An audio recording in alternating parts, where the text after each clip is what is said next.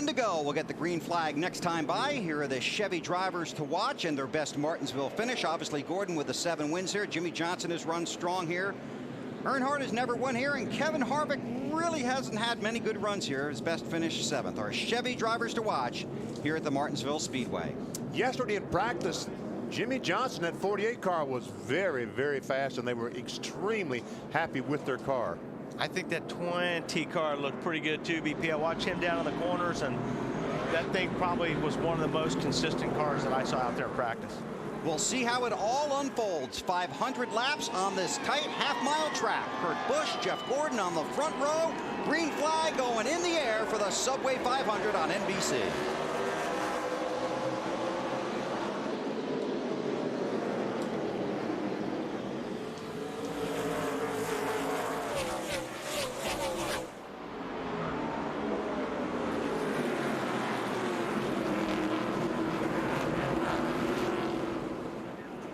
Gordon's going to lead that first one. Really wanted it, didn't he? Yes, he did. And Denny Hamlin thought about maybe 3 wide at Martinsville and then backed out of it. 24 car, Gordon slipped up a little bit in the center of the corner there. He just didn't feel clear enough to get down to the bottom, and boy, he wants to the bottom. But he wanted those 5 points. He got them. He really, right now, if Kurt Busch gets by him, he's not going to be as concerned. I don't know, BP. I don't think you want it. This is like Talladega right now. You are going to get left out and to dry here if these guys start passing them on the inside. Unless there's a break, you can't get in line. That's right. You could go back to about 20th before you get in line. Easily. Oh, trouble. A couple of cars around early. Sterling Marlin, man. Kyle Petty, who had the good qualifying run. Truex got hit somebody pretty hard. He's got some radiator damage there. Happened right in front of championship leader Jeff Burton. First caution of the day.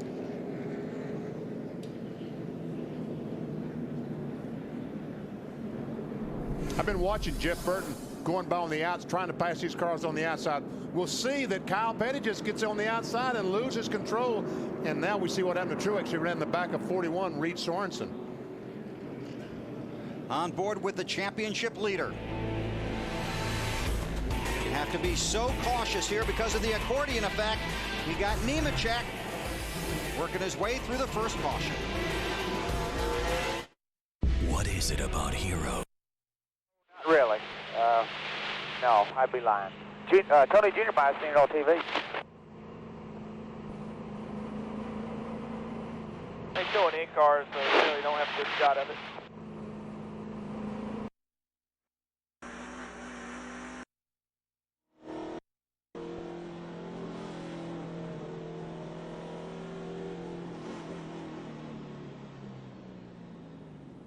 Yeah, we'll stay out here. That looks real good. It's just pushing down right in the middle. Most of it. Like I said, no only concern whatsoever with the overheat.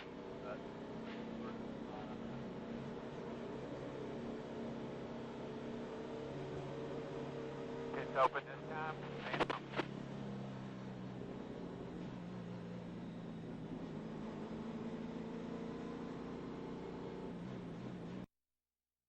I bet it's okay. Yeah, 10-4.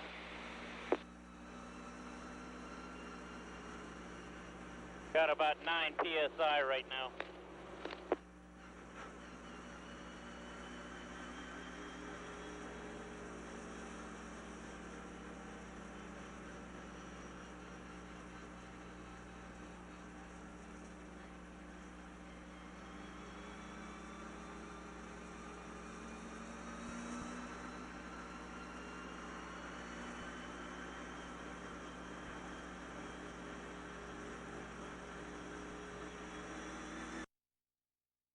You do the right thing for the greater good. I'm Mike McGavick, and I approve this message. Meet the Beatles at the Mount Vernon.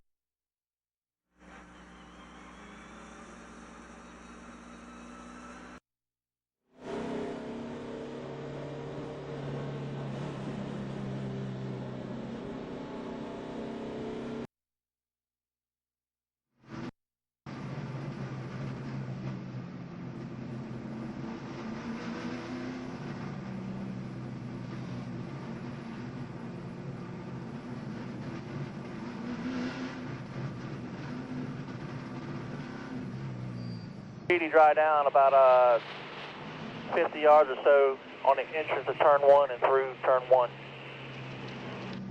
Down low.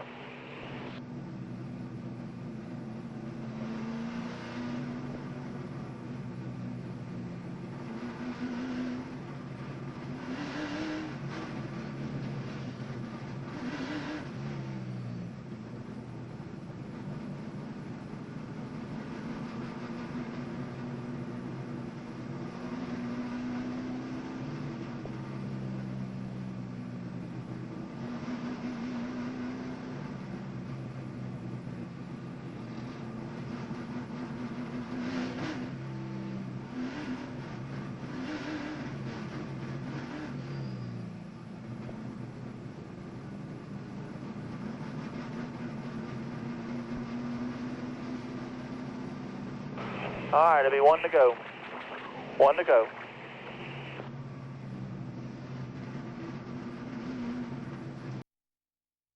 Net up. This team spent most of their weekend trying to help out their teammate, Dale Earnhardt Jr. They're going to be out of it early, and maybe they can help him a little bit on the racetrack, but it's going to be a while before they do get back out there, Bill. Thanks, Marty. Field getting the 1 to go signal here at Martinsville.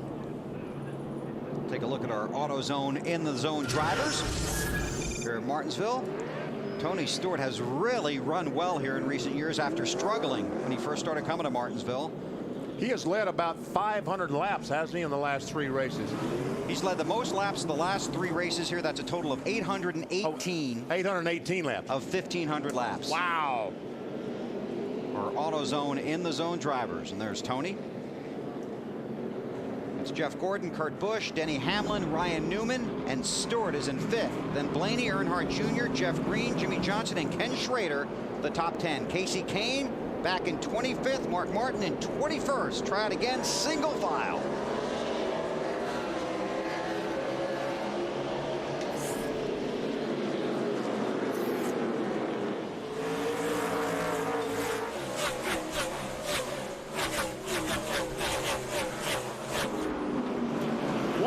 Jeff Burton is lucky it's a cool day, because it looked like to me the grill was kind of laid down flat, and he was not going to get as much air in that car as he normally would get. Yeah, it is laid down just a little bit, BP, but you're right. I think this cool weather is going to be very beneficial to these guys today, especially when they keep running into each other. Burton back in 20th, on board with Joe Nemechek. And that's the thing, you know, where Jeff is and some of these guys behind him. I mean, when they took the green flag, there were cars still in turn 2. So Jeff realizes that he's got to try to pick up as many of these cars as possible while he can, because those leaders are going to be catching that tail end of the field here pretty quick. Marty? And guys, to add to that, Joe Nemechek also has a problem with, he made some contact early on with the radiator. So the water right now, about 230, 240 for the 01 car. A little bit concerned with that. They were involved in that last little skirmish. There's Matt Kenseth in that 17 car. Kyle Busch in the 5. Brian Vickers in the 25. Alan, it has not been a fun weekend for that 17 bunch. And this has not been a fun racetrack for Matt Kenseth over the last, well, over his career, really, Bill. And it's a concern this morning. I talked to crew chief Robbie Reiser. They've had brake problems all season long that have cropped up from time to time. They went to some short tracks, did some testing, because brake problems here in Martinsville will get you in a bad way. Robbie said, I hope it's better, but I'm not overly confident. He had a hard crash here in the spring race at Martinsville. Kenseth did. Going down in turn 1, the brakes failed or something and nailed the wall hard. Kyle Busch working inside of Kenseth. Matt really struggling. Let's get an update on the 5 from Matt. And you were talking to the 5 team this morning, and Alan Gustafson was very confident about close call there with the 17. Gustafson was very confident about their run today. They just felt like they needed to keep the brakes on the race car, and that's what he told Kyle on the pace laps. Just pace yourself today, much like you did in Saturday's Truck Series race, where he finished 6th. Battle for second, a little farther up the grid. Bill? Thanks, Matt. Denny Hamlin trying to work inside of Kurt Busch. Is this 11 car Denny Hamlin, is he impressive or what? This is his third trip to Martinsville, and here he is taking over the second position. Alan, this boy is going somewhere. Yeah, he's hoping to go to victory lane, BP, because this is one of his home state Virginia tracks. And this is a track that, of all the tracks on the Nextel Cup circuit, Denny Hamlin has the most laps on. They run a big late model stock car race here a couple times a year. Denny's been in that many times before he moved up. He said, I feel more comfortable here than anywhere. Marty? Alan, speaking of people hungry for a win, Kurt Busch hasn't experienced that since Bristol back in March. The two team is operating this weekend without their normal crew chief, Roy McCauley, serving a 2-race suspension for a rules infraction at the Lowe's Motor Speedway. And unfortunately, this is Roy's favorite racetrack. Matt Gimbel making the calls today for Kurt Busch. And Marty, it is Roy's favorite track, but it's not necessarily Kurt, is it? You know, not really. But Kurt is an excellent short track racer, and I think that makes up for a lot of it. He has won here in the past, and the race he won, he started 36 and won this thing today. Obviously a little bit better starting on the pole. Yeah, the deepest anyone has ever started at Martinsville and gone on to victory lane, Kurt Busch. Jeff Burton still riding around behind that 0-1 of Joe Nemechek. Well, I don't think he's been planning it that way. I mean, he's been looking high, looking low. He just can't seem to get past that 0-1. Joe's not making any mistakes right now. Well, he's got 470 plus laps to try and get to the front, but it's a long battle from deep in the field. Jeff Gordon leads at Martinsville.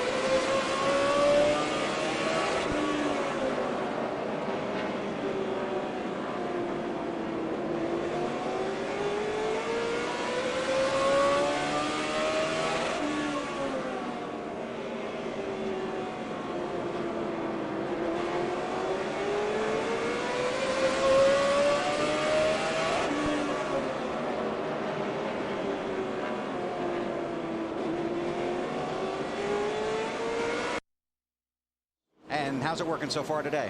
Alan, it's working pretty good, isn't it? I'd say the guy that's leading the race is working pretty well. Yeah. No complaints out of Jeff on the car yet. He called in his oil temperature, his water temperature just a little while ago. Gordon right now feeling a rhythm at this racetrack that he found at a test session here early in his career. He said he figured out something about driving technique at this racetrack that really has allowed him to succeed here. 7 wins and working on number 8 right now. I guess he succeeded pretty well. Dave? The guy who would like to win today is Jeff Burton to keep his championship lead going. He knows Martinsville can be a dangerous place. He's already got caught up in the first yellow. But you have to keep your cool, according to Jeff, when you're here. Well, I think the biggest thing that happens here is stuff happens so fast. And you know, you're sitting there minding your own business. Somebody checks up in front of you. The guy behind you doesn't get checked up. And it's so hard to pass. So things happen fast. When an opening presents itself, you got to take it, because if you don't know when you're ever going to get it again. So I think there's some impatience, because if you don't go right now, you might not ever have that chance again. Jeff Burton's car right now getting into the corner well. It needs to turn better in the center, according to the driver. You know what?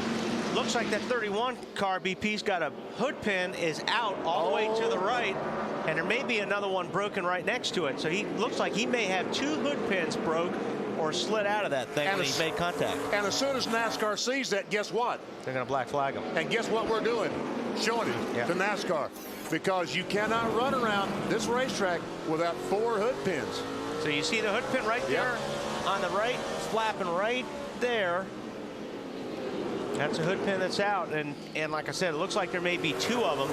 If you were on a faster racetrack, that hood would just peel back and just slam on the windshield.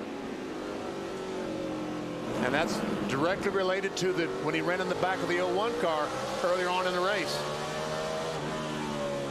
Dave, you got some more? And they're not talking about it yet. They may after we show it for a while, but they're not talking about the hood pins right now. Interesting note, Jeff Burton is one of the only teams this year, I think there's only a couple left, that have not used the lucky dog rule this year. If they have to pit and they go a lap down, if they're the first car a lap off the pace, they get a free pass on the following caution. So they may take advantage of that rule finally in 2006. See how that works out, but when the lapping process starts here, Jeff Gordon's going to be passing a lot of guys in a hurry. Well, yeah, that started. He caught LePage. Right. He is right next to Kenny Wallace. Mike Skinner's right in front of him, so he's going to be in the thick of it pretty quick here. See Reed Sorensen, that 41 Target car, losing some positions. A battle for the 4th position between the 2 car of Kurt Busch and Dale Earnhardt Jr. in 8 and Jimmy Johnson in 48. And I still think 48 is going to be someone to be reckoned with before the day's over. Junior taking a look at underneath the 2 car.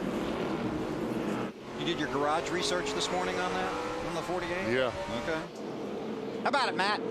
Well, much like BP heard this morning, too, everyone picking the 48 as the car to beat going in and showing why he has climbed up right on the back deck of the 8 of Dale Earnhardt Jr. Now, the car is good, but the radio wasn't. His spotter, Earl Barber, had to swap around different radios because he was not coming across very strong, and also there was a big delay. So now Jimmy can hear him as they're trying to work that car, which is a little bit tight in the center, up through traffic. Marty? Matt talked to Dale Earnhardt Jr. moments before he climbed in the car. I said, how's the confidence level today? He said, extremely high. Felt very good about the car yesterday in practice. This is the same car they finished 4th with here in April, but that doesn't tell the story. They started 29th here in April, wrecked twice, and finished the race with about 1/3 of his front fender missing, and was able to still finish 4th in this race car. That's the only place at only something like Martinsville where you could do something like that. Alan? Developing issue perhaps with the 2nd place car of Denny Hamlin. Just a couple laps ago, he called into his crew and said there's a miss in the engine. He just called in now, said it's worse coming up off the corner. They asked him to check his gauges, keeping an eye on Denny Hamlin, one of the chasers, maybe developing an early problem. You know, didn't he have he had a problem at Martinsville? Yep. I mean, Richmond, another short racetrack. At Richmond, a piece of rubber came up off the racetrack, landed on the exhaust system. When it caught on fire, it burned the plug wire off. And he crashed here on lap 307 in the spring, finished 37th. Jeff Gordon lapping traffic early here at Martinsville. 75 career wins, 7 of them have come right here. He's chasing number 8 here at Martinsville and number 7.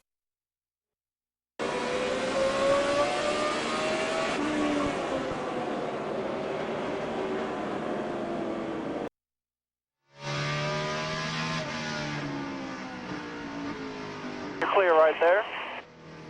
Still good.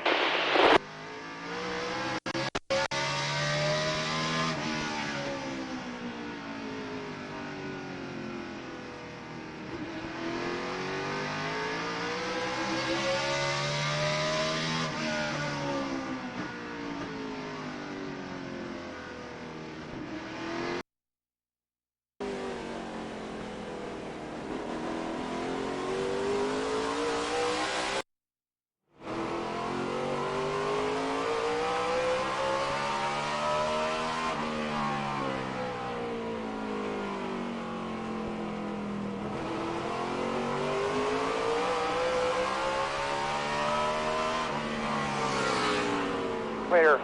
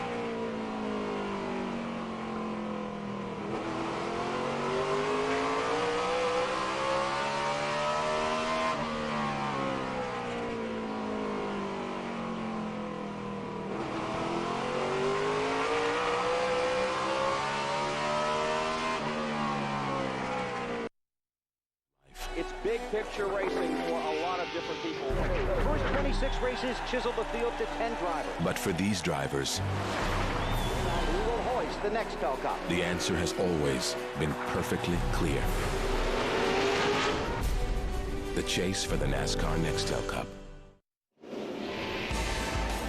The Subway 500 on NBC is brought to you by the Ford Mustang. Bold moves, they happen every day. By Bank of America. By Budweiser, the official beer of NASCAR. This is Budweiser. This is beer. By Singular, raising the bar. And by Subway Restaurants. Subway, eat fresh. 57 laps are complete. Here at Martinsville, Jeff Gordon continues to lead. Time now for the Singular Race Talk question. What is your favorite short track moment of 2006? To vote, text the word race to 191 on your Singular wireless phone. You'll have a chance to win a first-class trip to Miami. I know the winner already. Yeah, I mean. But we'll keep it a secret, right? You know, I talked about, possibly NASCAR black flagging him because the hood pin's out. I personally am, when we see the hood pin just dangling around there, I personally am tickled to death that they haven't. I'd hate to see a Nextel Cup championship be decided by a hood pin rather than being decided on the racetrack. Dave? And it was a little loud down here. I had a quick conversation with crew chief Scott Miller, and his response to me, it was either I don't know about that, or I know about that, but it's not a problem. Basically, he's not worried about it right now. No prep being made, although obviously when they do come down for their first pit stop, they'll pop those things back in if they aren't broken off at the stud there, BP. I think what they'll probably do, David, just put some big pieces of tape across that just to seal up the hood and the top of the fenders there. I'm not sure they are broke, Dave. The way the rear of that car came across his hood, it looks like it just peeled the pins out. Amazing, isn't it? Yeah. So I'm not sure if they're broke or not. And you brought up a really good point that on a faster track this would be a bigger issue. That hood would have been laying on the windshield if it were a faster racetrack, but since you're not getting the huge straightaway speeds here, it's popping up a little bit, but not nearly as it would if you're running 150, 160 miles per hour. Yeah, we saw top speed of 112, 14 miles per hour.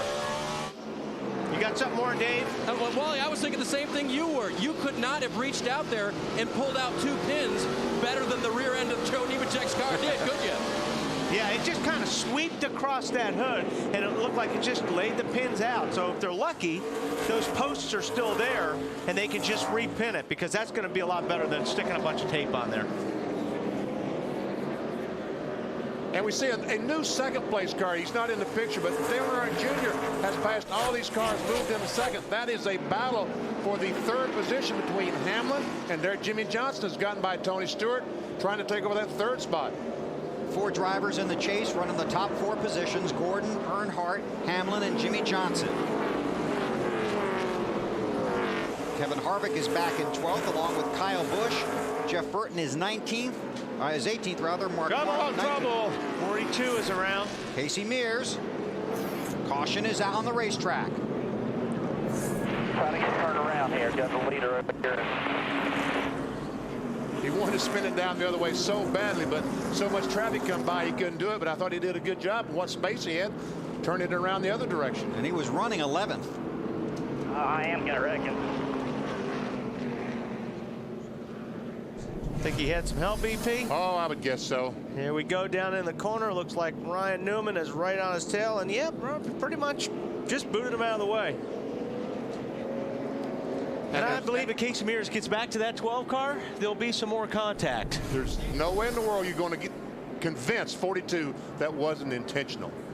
Going to be very busy on pit road. Michael Waltrip is the lucky dog. The leaders are on pit road and in their stalls, Matt. And the former Martinsville winner, Jimmy Johnson, is in. Chad Canassa is going to try to fix the handling of this race car with a track bar adjustment. It was a little free on entry, but his biggest issue was snug across the center of the corner. AB? Jeff Gordon naturally very pleased with the handling of his car. Said if it drives like this all day, it's going to be fun. 4-tire change there. Marty? Dale Earnhardt Jr. hits pit road running second out, and he's hit the car just a little bit tight in the center of the corner, but he didn't have much to say on that run. They said, "You want to make any changes?" He said, "Nah, let's leave it like it is." Dave? Jeff Burton's crew taking extra time now. Wally, they went with tape, believe it or not. Feeling that was the way to go, they put tape on the right front of that car, keep the hood in place. Also made an air pressure adjustment for Jeff's car to turn a little bit better in the center of the corner. How about that Kenny Schrader? Great run going for Schrader. Where'd he end up? 8th off pit road? That's the Nextel race off of pit road. Nextel celebrating speed, teamwork, and getting things done instantly. Under caution here at Martinsville. Sort out the running order when we come back. Friday night.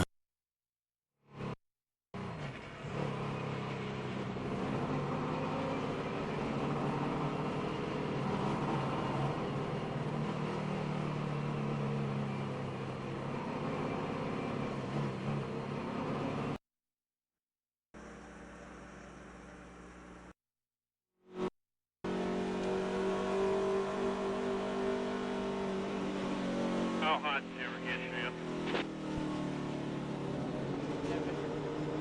How hot did you ever get, Sam?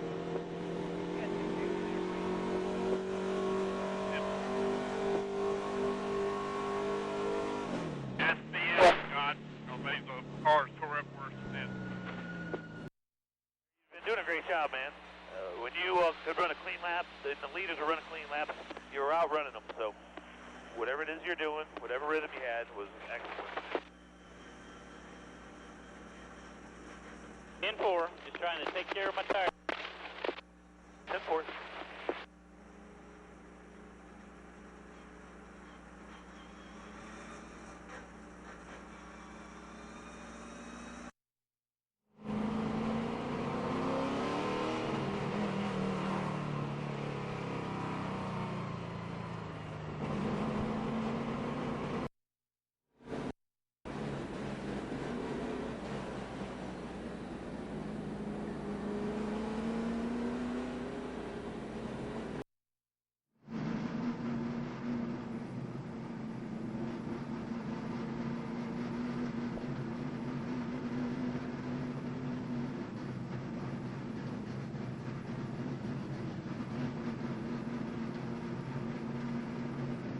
'96 must have either done 2 tires or just gas. Probably just did 2 tires.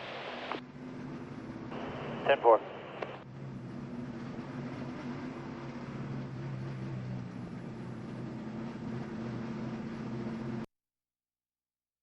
To all of us by becoming a friend of the foundation. Get involved. Show your compassion as part of the NASCAR family. Visit NASCAR.com to learn how. Become a friend of the foundation for all the right reasons.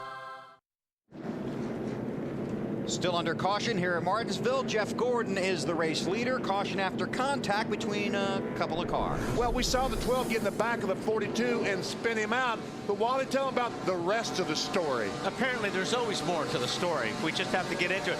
It looked like the 42 got underneath the 12 car in the corner, and they made some contact right in here. Now you see here, these guys are bouncing off each other. The 42 comes up and runs into the 12. Then the 12 goes down the back, turns left, runs into the 42. Okay, so now they're in turn 3 and they're really aggravated at each other. Oh, they're really angry by now. And when they went down and got into turn 4, or yeah, turn 1, they decided, okay, I'll finish it off right here. Well, NASCAR has sent Ryan Newman to the tail end of the longest line for aggressive driving. And they've also warned Casey Mears in the 42 car to monitor his behavior, and they will start one car apart when we go back to green. There's Mears in the 42.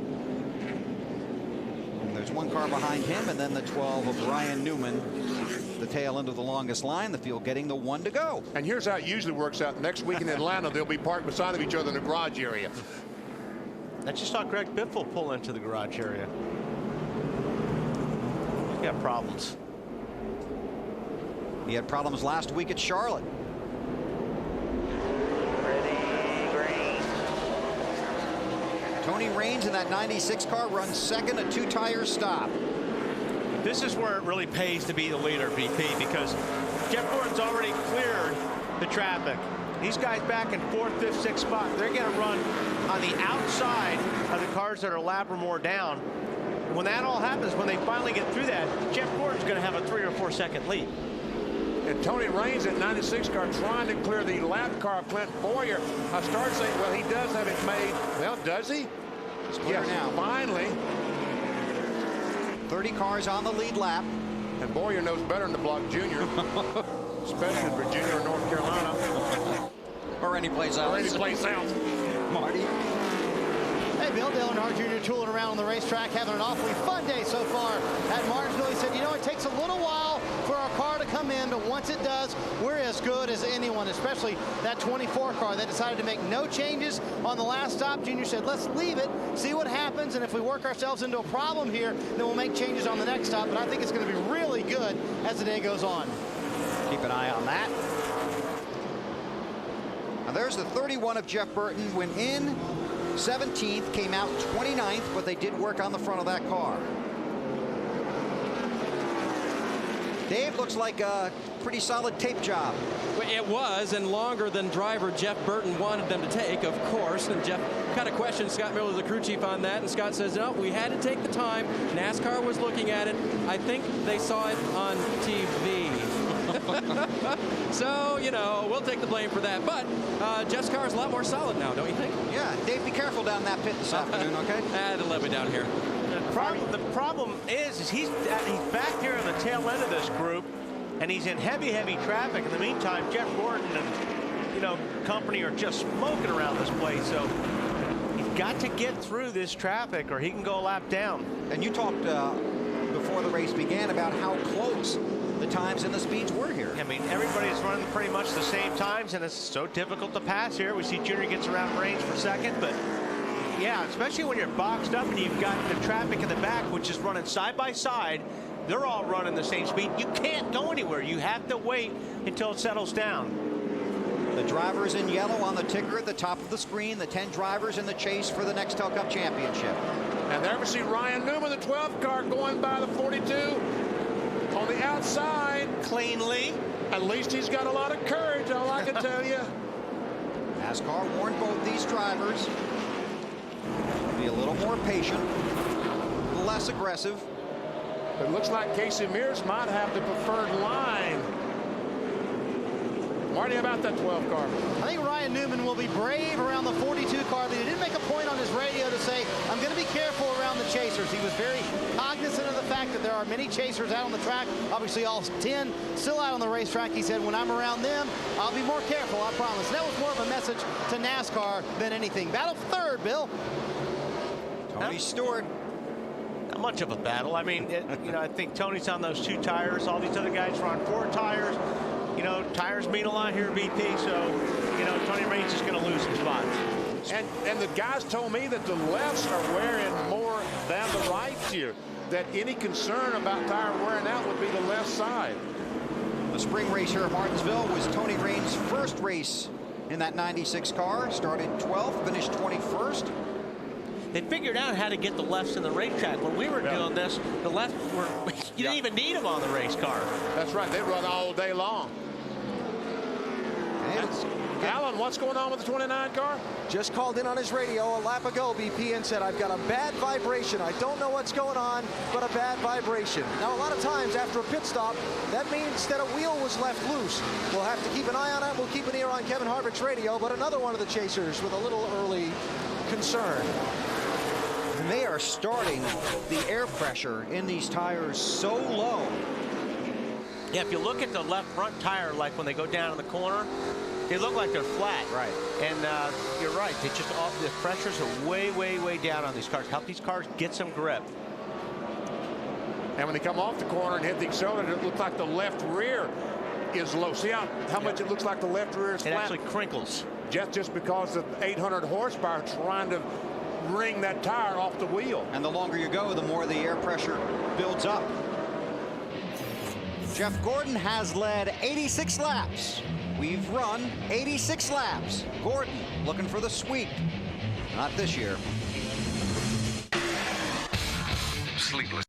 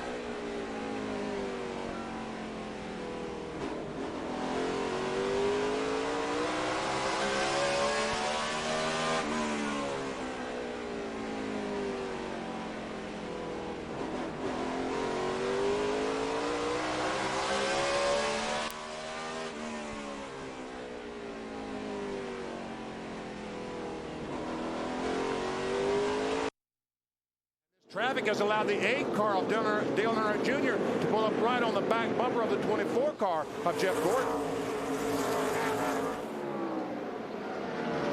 Well, okay, 2 car lengths from the 24 car. 15 laps ago, Junior was about 2 seconds behind Gordon. As Benny pointed out, he's closed that to just a couple of car lengths.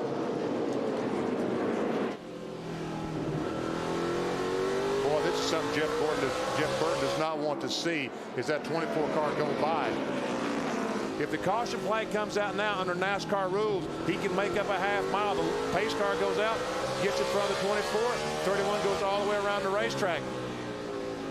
But if he loses this 1 car length, he's in trouble, and he's about to lose it. The 24 car is working so good in the center of the corners right now. I mean, Jeff Burton could hold them up for a little while, but not for long. Jeff Gordon, the race leader. Burton back in 27th, trying to stay on the lead lap. Jeff Burton is not giving that 24 car much room. I think he had 2 inches to spare, Wally. Pretty close down there, 1 and 2 there. Earnhardt Jr. watching it all. Well, that time he didn't have any to spare. Inside, when you're still inside. So the top 2 cars get past Burton. And that was just Gordon running out of patience. You know, he said, man, all right, I've had enough. He let that car drift and just slid up on that 31 car a little bit just to let him know, hey, I'm laughing to get out of the way. On the other hand, 31's, hey, I'm trying to win a championship here.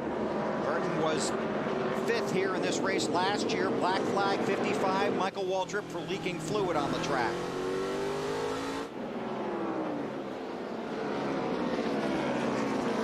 Gordon had Earnhardt on his bumper. Had to get past Burton. Now Burton hopes that he will be a lucky dog. When we come back to Martinsville, we will take you through the field. You're watching the Subway 500 live on NBC.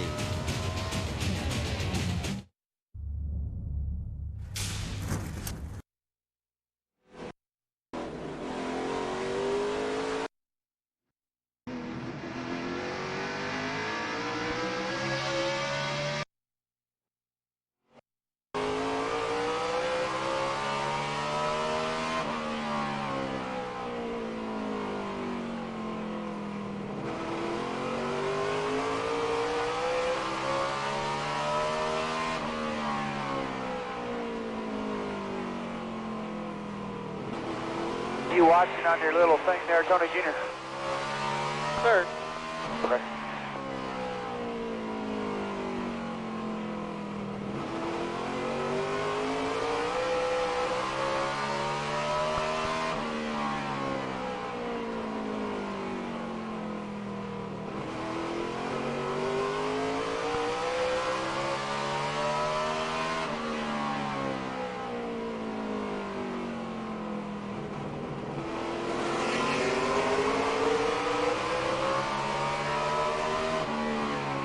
Outside. Where?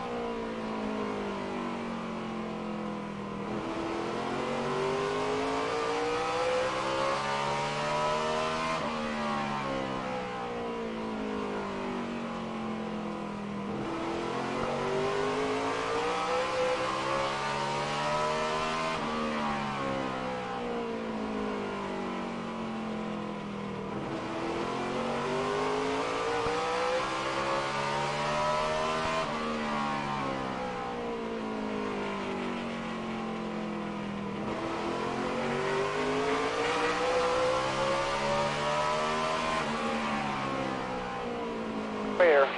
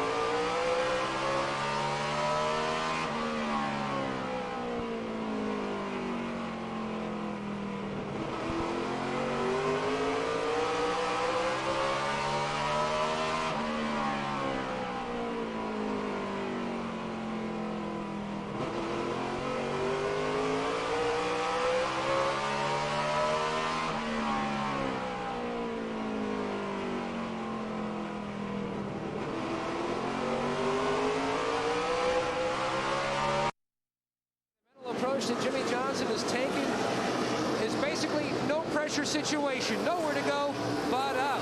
He's trying to chase down the 31, which he passed on the racetrack back on lap 117. He asked how the wheels looked as far as the brake dust. His team told him no issues. Jimmy says they're keeping up with the track with a recent change. Marty? In practice this entire weekend, Matt, Tony Stewart has not been very good. In fact, yesterday they struggled. They were 30th on the board, a full second behind everybody else. So what do? This morning they just put in the setup that won the race here in April. Obviously it's working pretty well. They're up in fourth. Alan? Tony Raines driving for Troy Aikman and Roger Staubach having a solid run in 5th position. He had his best qualifying run of the season here this weekend, 11th, a week after his best finish of the season, a 7th at Charlotte last Saturday. 2 tires on their pit stop. He's holding his track position, Marty. Kurt Busch says his team has been fantastic on Fridays this year. Again, they won the pole for this race, but not so good on Sundays. That's where they needed to improve. Today, though, very solid. A car that's a little bit too tight, but they've been able to keep it up in the top 6 all afternoon long. How about this run for Ken Schrader, making his 44th Martinsville start? He told me here in the spring race, I made some dumb moves, put myself in some bad situations that caused us to get wrecked. Today, I just want to drive a smart race. If I can stay in the top 15 all day long, I'll be happy. Alan? Denny Hamlin's team did not even lift the hood and look at the engine problem on the first pit stop. Crew chief Mike Ford said with 32 cars on the lead lap, I don't want to give up the track position, and your lap times are as good as they were before. Denny kind of couldn't grasp that because he was slower on the straightaway, but they told him you're able to go faster through the corners by having a little less power. Right behind Denny, a couple spots back, is Jeff Green in the 66 car. Green started this race with a great qualifying run in the 8th position, 4-tire change on his pit stop. He had a crew chief change just a little while back, and he's looking for good things since reunited with Harold Holley that he won a Busch Series championship with a couple of years ago. Matt? Working all over his bumpers, the 5 of Kyle Busch, who started today in the 15th position. This team has been the best team on the short tracks in 2006, but they're still chasing their first short track win of the year. They have finished everywhere from 2nd to 8th, and the work in progress continues. The wedge track bar and air pressure adjustment has helped. He said it's better through the center, but still tight on exit. Marty? Matt passing Kyle Busch to move into the top 10 was Joe Nemechek, whose car is starting to look like a more typical Martinsville race car. They were involved in the early accident, had the water temperature problem, but since then, no worries about the water temperature, and the car's handling pretty good. Last stop, no changes to it. Alan? Kevin Harvick, 3rd in the championship, reporting that vibration on his car just a little while ago. Then he came back on the radio, said he thinks it might be a transmission or a rear end, but no comment since then other than he thinks the handling on the car is deteriorating some. Dave? Mark Martin, 4th in the championship coming into today. Having a pretty good run so far. Started 25th, restarted 14th on the last run, currently running in the 13th position. Drove it pretty hard, though. Brakes a little hot. He's backing off a little bit on that to try to save him. Alan? Discussions around Matt Kenseth's car are pretty much the same thing they've been all weekend. It's not that it feels all that bad to the driver, it's just not fast. They continue to make adjustments, talking about more tire pressure adjustments after this last pit stop. Dave? Casey Kane not running very well right now, 24th position. He might have known the weekend was going bad when his golf cart broke down on his way from his motor coach to the qualifying line. Had to hustle to make his assigned spot. He did that, but unfortunately his car is not running well today. Will not turn in the center of the corners. The 31 car of Jeff Burton has been having his problems. The crew is standing by the ready with their pressurized water hoses in case Jeff does overheat it, pushes the water out, and needs to add more on the next pit stop. Thanks, guys. This has been very interesting, this group. Race leader Jeff Gordon trying to get past Casey Mears. Casey Kane trying to stay on the lead lap. And Jimmy Johnson getting around Earnhardt into 2nd. Looking at the leader. And trying to get by the 24 car for the lead, yes. Okay, I'm going to follow the 42. Come on, Casey Mears. You're my friend. We're both in California. Pass that 24 car so I can. That's what Jimmy Johnson is saying. Oops, didn't work. Casey wanted to move up there, but Jimmy had already taken the position. Yeah, Casey Mears is trying to stay on that lead lap as well. And you're right, he wants to run as fast as he can now to stay right behind the 24 car to become the lucky dog in case the caution flag were to come out. Casey Kane, as of right now, 10th in the championship standings, 23rd on the grid. And Gordon trying to put him a lap down. See Casey Kane put a little bit of a block there in the 24 car. Looked like Talladega all over, didn't it? So So Jeff Gordon has put Jeff Burton and Casey Kane, a couple of guys in the chase for the Nextel Cup, a lap down. He's still working on Kane. We'll update you when we come back.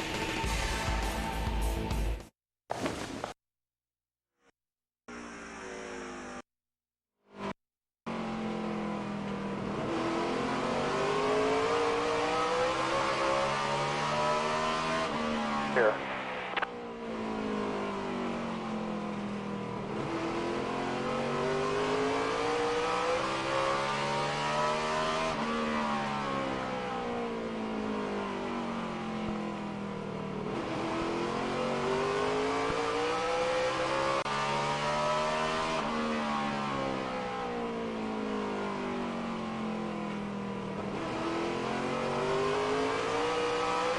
Maybe a little forward right, loosely in.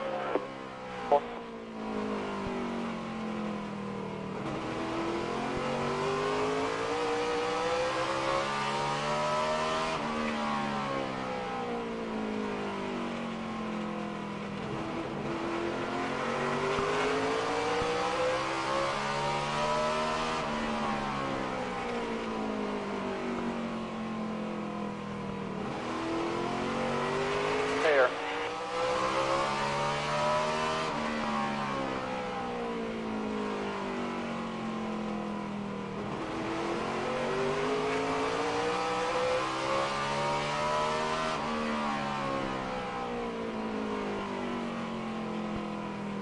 Side. Behind them.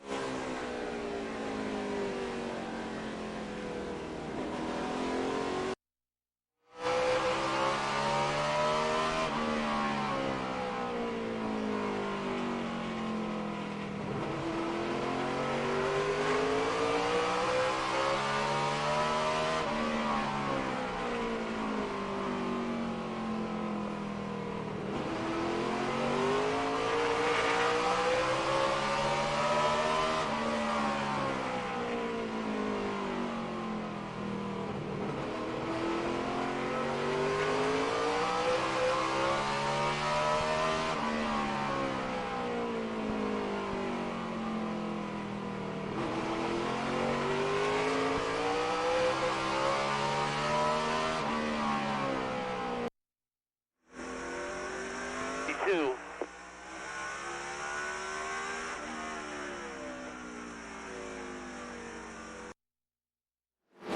You know, in honor of Clay Earls, who built this racetrack back in the 40s and ran it for so long, it's time to cue the duck.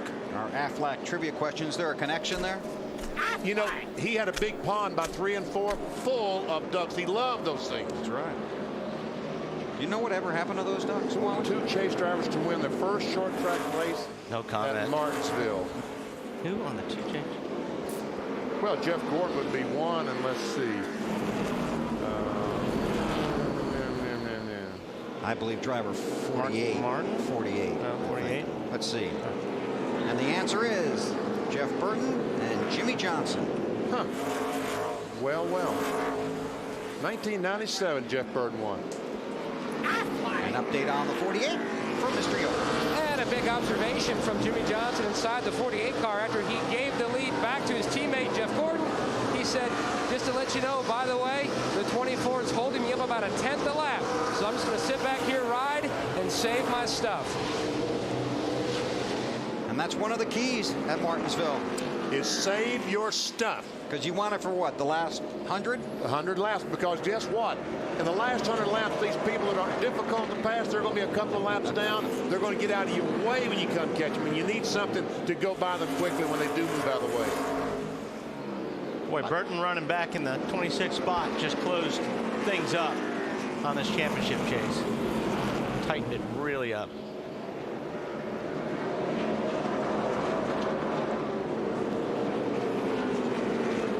Did knock Casey Kane off the lead lap. Right now, Casey, the first car, 1 lap down, but Sorensen is about to grab that honor.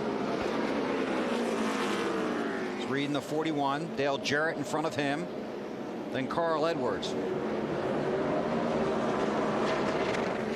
Jeff Gordon, 9th or better in his last 7 races at Martinsville, including 4 wins. In the last 22 races, he has completed all but 6 of the 11,000 laps. Jimmy Johnson gets the lead back, as they talked about. Johnson felt he was a little faster. Maybe he's not going to save his stuff. Okay, Jeff Gordon said, Jimmy, you should save your stuff. Yeah, that's what he is saying. Tony Stewart in 3rd behind these two. Then Earnhardt Jr. and Tony Raines.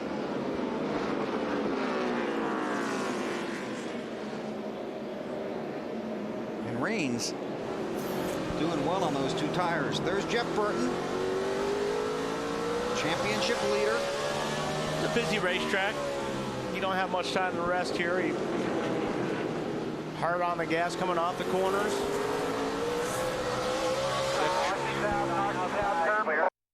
David Stremme has gone around in turn 4, caution number 3. Kane will probably have that honor you were talking about, Bill. Wait until we get the official word on the lucky dog. You can see the sun coming out here in Martinsville. I also see some damage to the left rear of that 40 car, like someone might have helped around.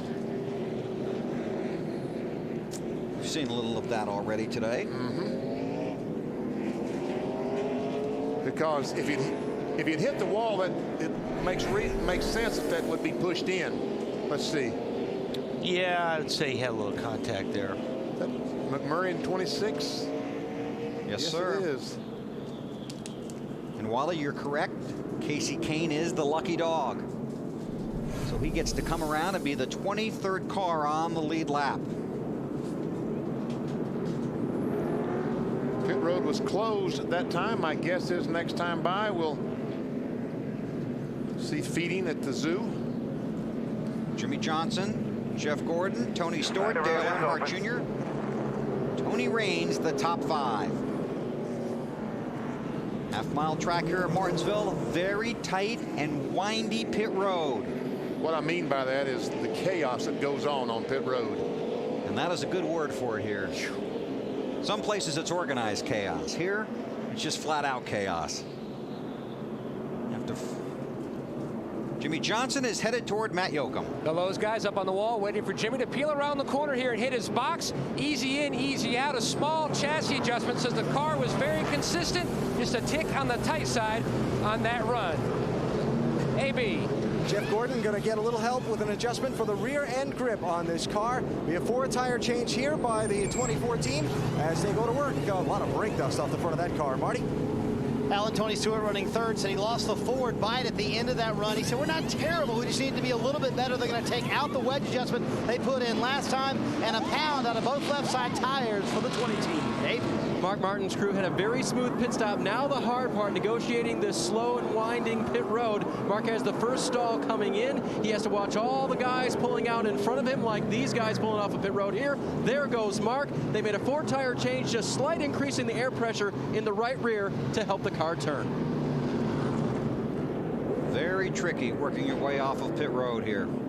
Mark was running about 12th or 13th when this series of pit stops started.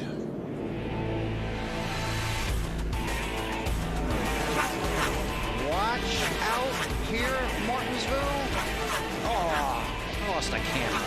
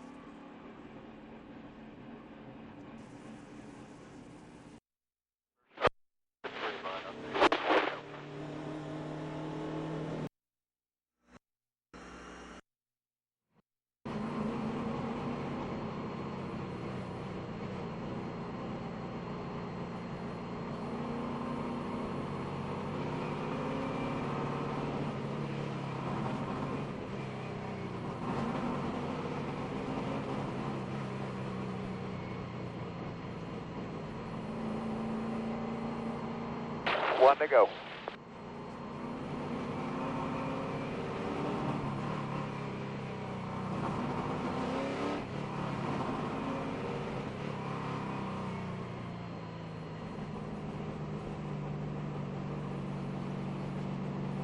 Lap cars on the bottom.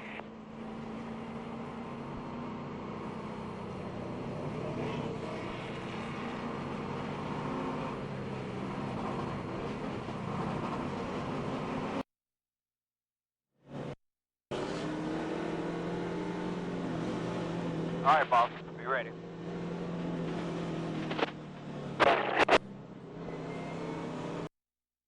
Your business reach new heights. Green flag, green flag.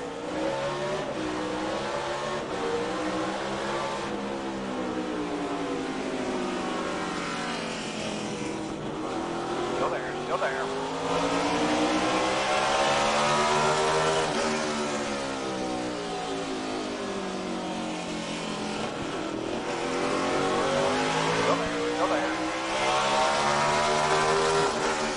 Coming outside with the 28, coming outside with the 20.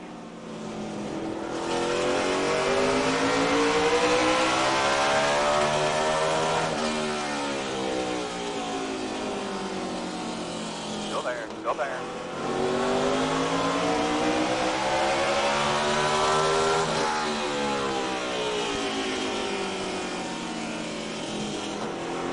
Still there, still there.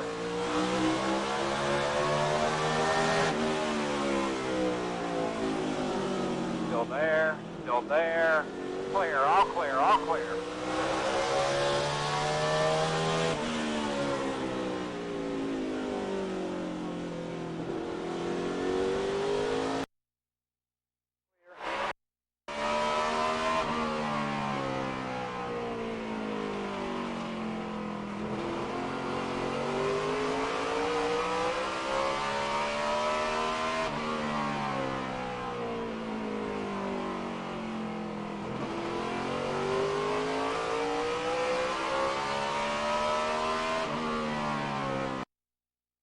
Now it looks like the 24 car is pressuring the 48 as Jimmy Johnson did just before this caution flag. Now, before Johnson made the pass on Gordon for the lead, this was the conversation on the radio of the 24 team.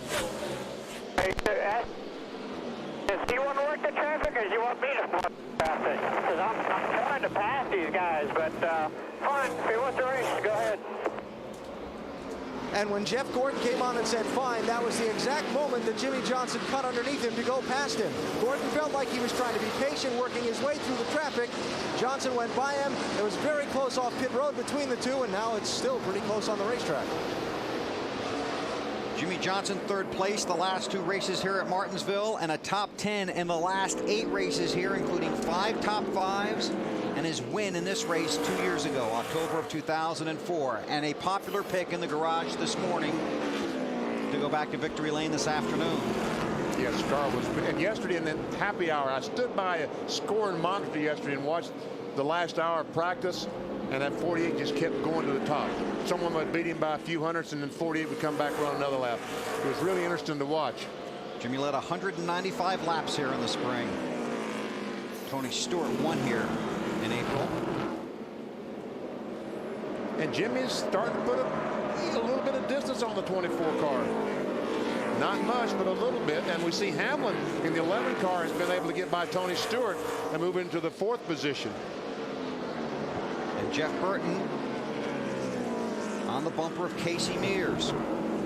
He still has aspirations to get him by Mears, that's for sure. Casey able to pull away a little bit on that lap. There's Junior. Running third behind the Hendrick teammates.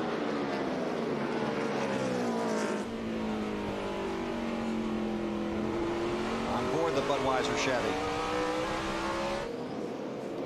Casey Mears going to go past the 24 car if we aren't careful.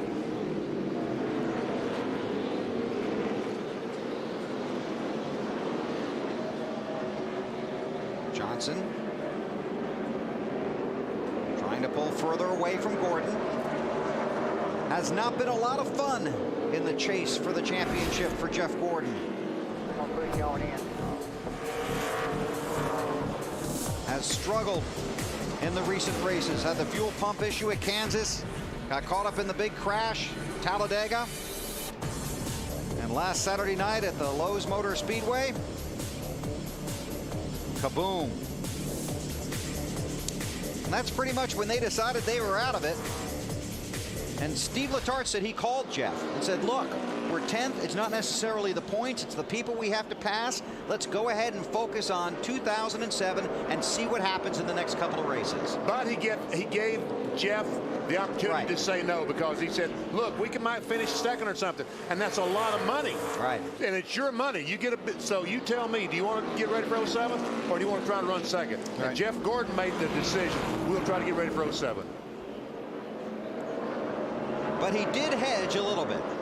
If we're a little closer in a couple of races and some guys have some trouble, then we'll refocus our attention. Right now, Gordon's attention's on race leader Jimmy Johnson. Clear.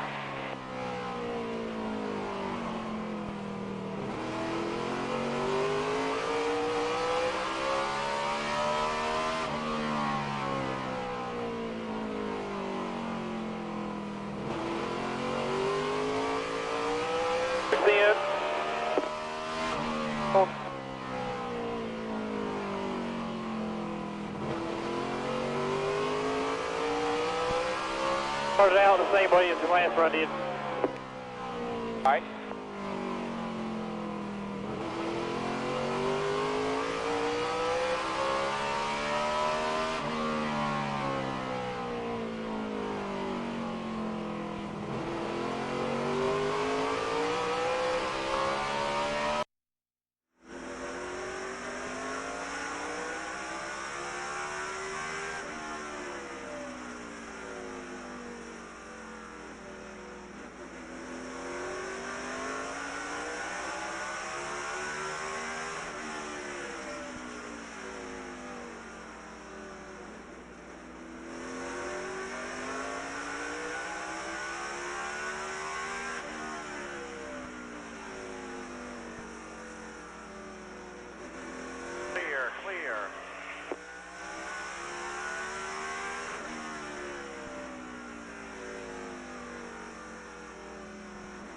All right, you're much faster than those three behind you. Hit your marks, you're clear by 2.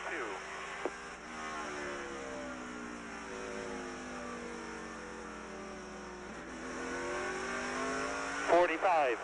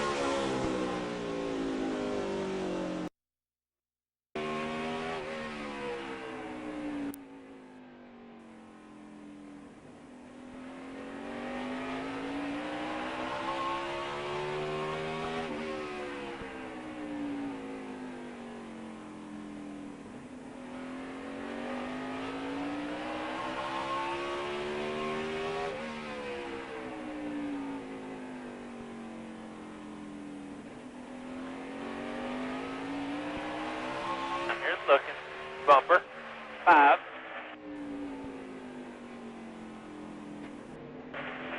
They're behind him if you need it there. All clear.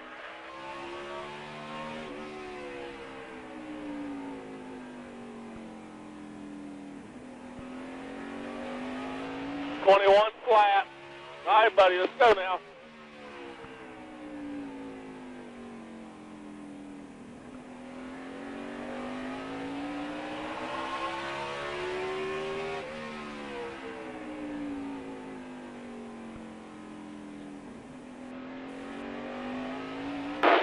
Find your rhythm leader now. 2060.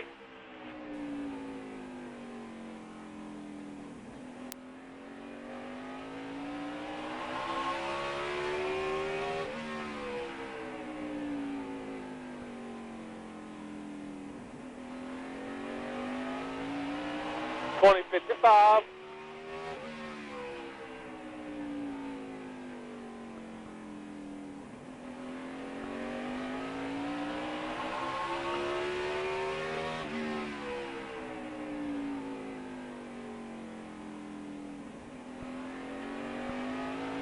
20:55.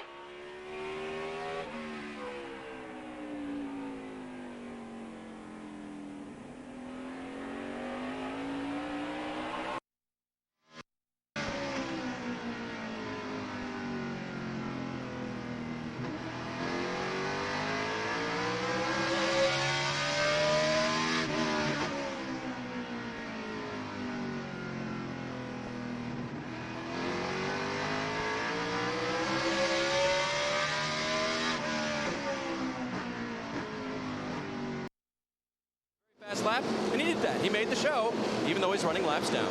Thanks, Dave. And Ward Burton got his first NASCAR Nextel Cup Series win at Rockingham, October 22nd, 1995, 11 years ago today. I talked to Larry McClure, one of the owners of this 4-car this morning, and asked him what Ward's plans were. He and Ward's plans were the rest of the year. Ward is scheduled to be in this 4-car at the Texas Motor Speedway. Todd Bodine is going to drive and was scheduled to drive next week in Atlanta. Will drive.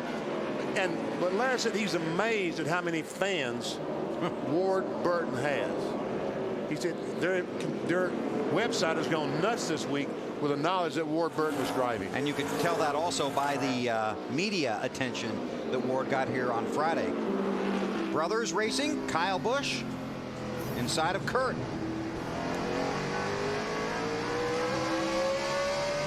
That's for 8th and 9th spot. Kurt Busch racing without his crew chief this week. Mentioned it earlier. Roy McCauley fined $25,000 and suspended from all NASCAR events until November 1st.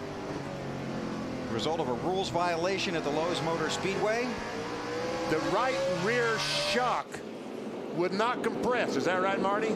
That's exactly right, BP. And Roy is unfortunately regretting that shock and at home today watching today's race, no doubt keeping up with the exploits of the 2-car. The man filling in for him is Matt Gimbel. And when you can go to the bullpen and pull out a guy like Matt Gimbel, that's pretty good. They won all those Busch Series races last year with Ryan Newman. Matt Gimbel was helping out that team. Roy McCauley was the crew chief. And then this year, when Kurt Busch made his Busch Series debut, Matt Gimbel was the crew chief. They won his very first race. It was at the Texas Motor Speedway. Matt's an awfully good crew chief. One of the young men coming up through the ranks at Penske. But of course, they do miss Roy. They're anxious to have him back at Texas. And Marty, the Penske people say they're not going to appeal that. Is that correct? And that is my understanding. As of now, there is no appeal in the process, so they do not plan to appeal that penalty for Roy McCauley. It's going to be interesting when they take that shock apart.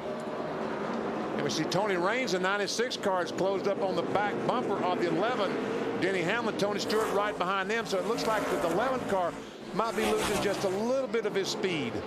Raines had his first top 10 of 2006 last week at Lowe's when he finished 7th. Update on the 11 of Denny Hamlin from Allen. Yeah, just came down off the pit box talking to Mike Ford, the crew chief, Bill. They have still not lifted the hood on this car. I asked him why, and he said because we've had this problem a couple of other times this year, and we can't fix it. We just have to ride it out and see what we get. So right now, they're just kind of hoping it holds together and gets Denny Hamlin to the finish. I'd say 4th or 5th place isn't all that bad for now. But it looks like that with open racetrack, he doesn't have any problem at all. It's traffic, I guess, that slows him down. Well, you know, here's the other thing maybe you guys can explain. The guy's got less power, and he's losing time to his competitors on the straightaway. But overall, he's running the same lap time as he was before he reported the engine problem because of the way the car goes through the corners. Well, yeah, I don't know how much to turn on that last lap. He was the fastest car on the racetrack. So this lap, he was right there with the fastest lap. So not hurting him a ton. And he's got just under 300 to go here at Martinsville. Jimmy Johnson has 22 career wins. Only 1 victory, though, on a short track. Where was that? Right here at Martinsville. This race 2 years ago. Johnson leads in the Subway 500.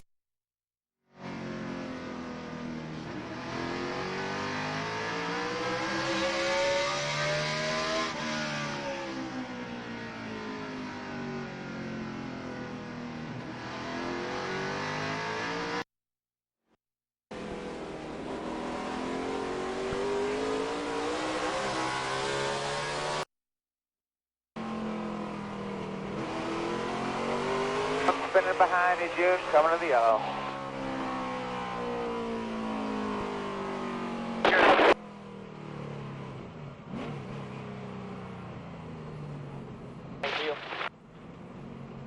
was a little bit better. It started to get a little bit loose up off, or just like a little forward bite up off right there, but it was better in the middle, a little free in. I was really, I want to be able to get the gas a little harder, and I'm spinning the tires just a little bit, but that's not a real serious issue. We're going to get 4 here, right?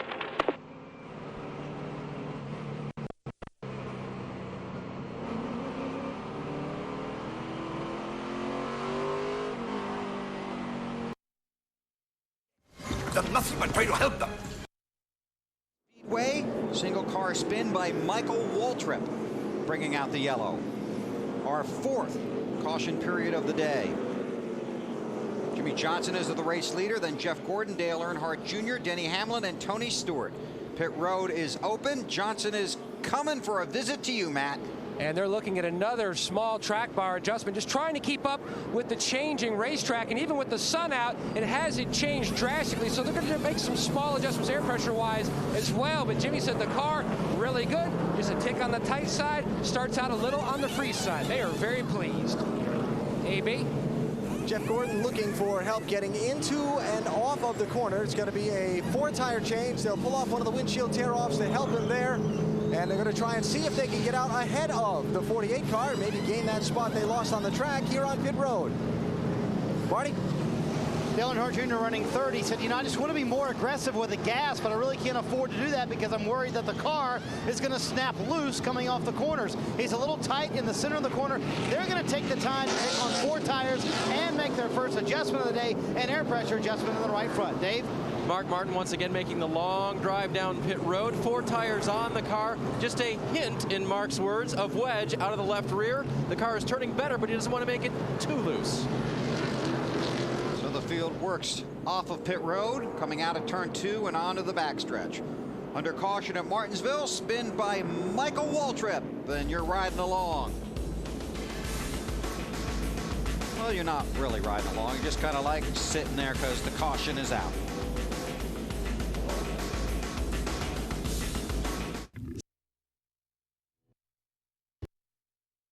McDonald's, they have a great selection of sandwiches too. But if you get rid of everything with more than 6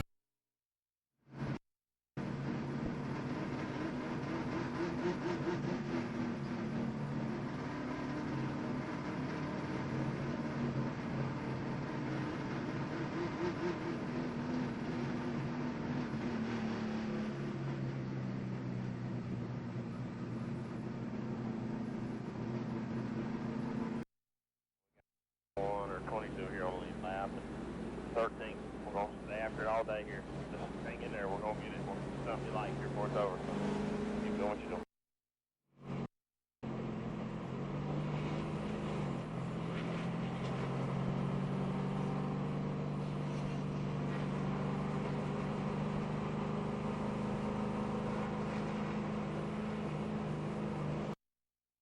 That alternator charging.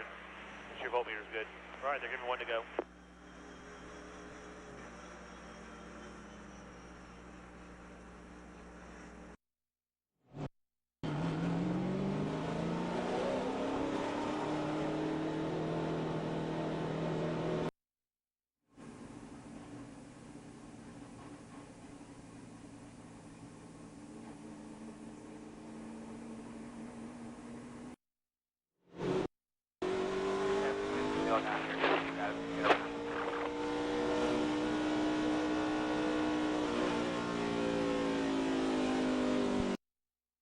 Destiny.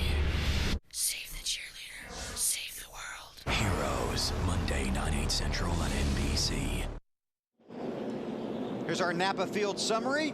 Jeff Gordon and Jimmy Johnson have been the 2 leaders. We're about to end our 4th caution period of the day. And everybody's still in the race. 22 cars on the lead lap. Dave Blaney, the lucky dog. Here we go. Green flag. Elliott Sadler with a 2-tire stop in the 19 car, restarts 6th.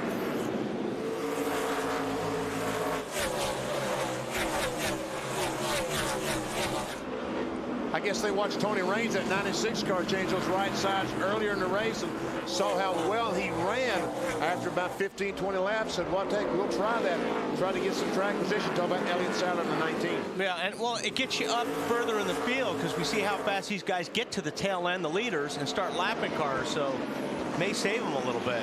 Blaney was the lucky dog under that caution that we just ended, but it also saved Casey Kane because he was about to go a lap down. Jeff Burton struggling in that 31 car. An update from Dave. During the last run, guys, he was reporting 3/4 down the straightaway, the motor was shutting off. So right after the restart, he asked the crew, should I switch to the B box? He did that. Jeff just radioed in. Motor broke. The crew scrambled. He's still under power right now, but something definitely wrong under the hood. The car looks like he's extremely loose when he comes off the corner. Looks like he wants to spin out.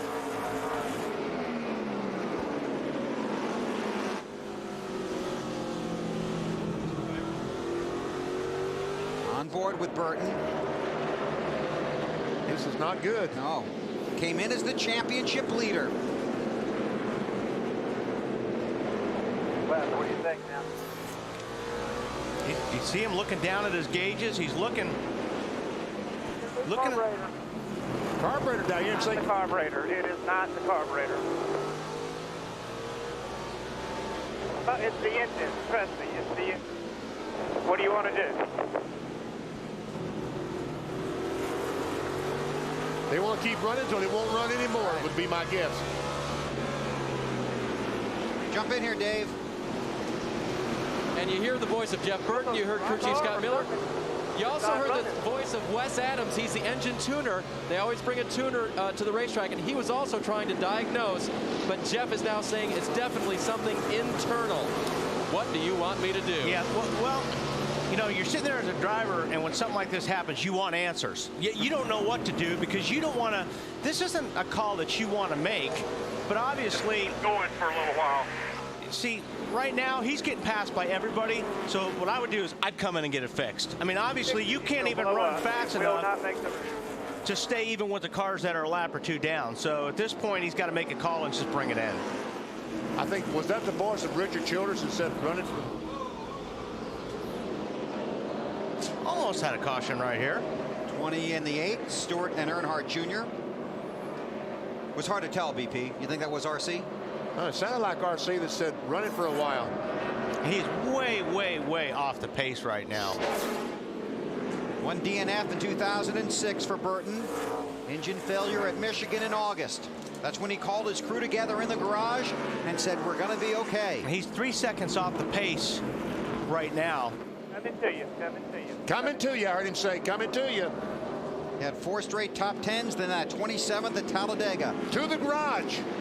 Dave? And guys, that was the voice of Richard Childress.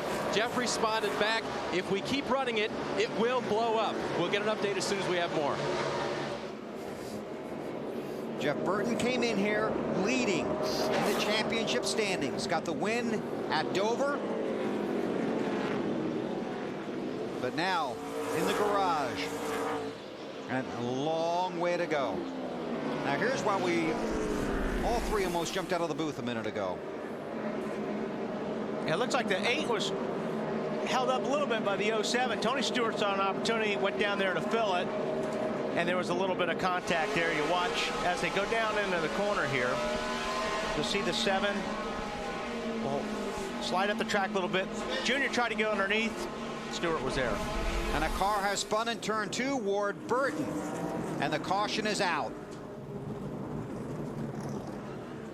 5th caution period of the race. All right, get caught up.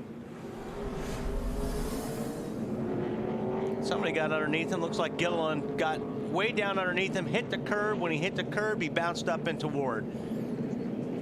And Ward did not make contact with the, ooh, yeah, he's all over that curb, isn't he? And Ward did not make contact with the outside retaining wall, which is a good thing. Clint Boyer is the lucky dog. Will come around to be the 23rd car on the lead lap.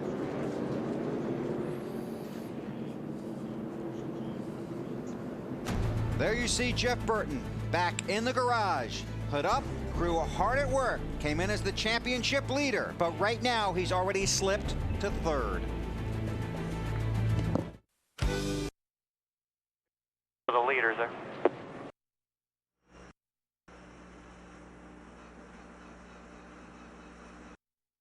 I'm not gonna heavy and want to race, you know. And they're out.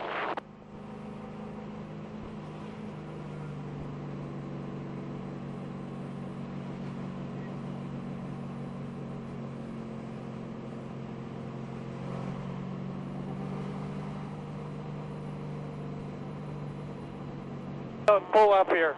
I'll pull this son bitch out.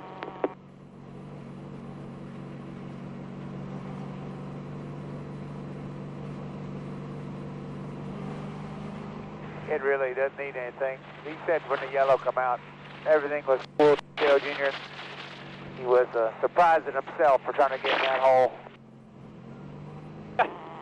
Yeah. I was about to do some real work in there. I was having a good old time.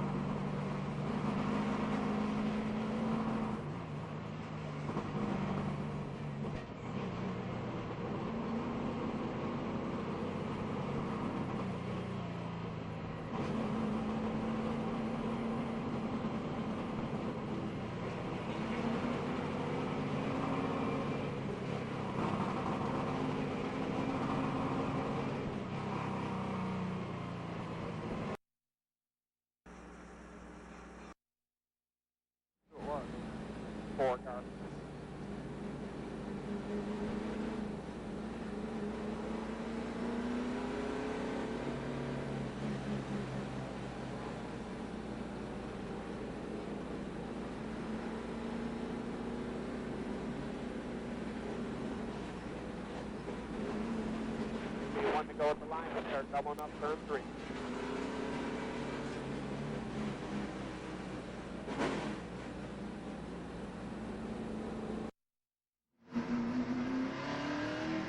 Lap cars will be coming.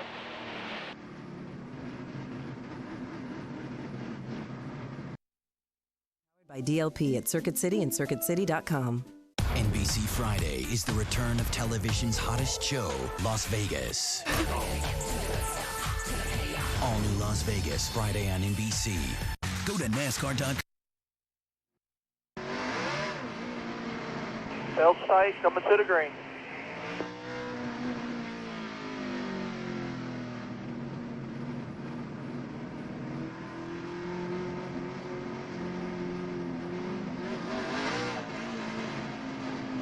All right, man. Be ready here. Tape to keep the hood down because he lost those hood pins. And now apparent engine problems have Jeff Burton in the garage as we go back to green.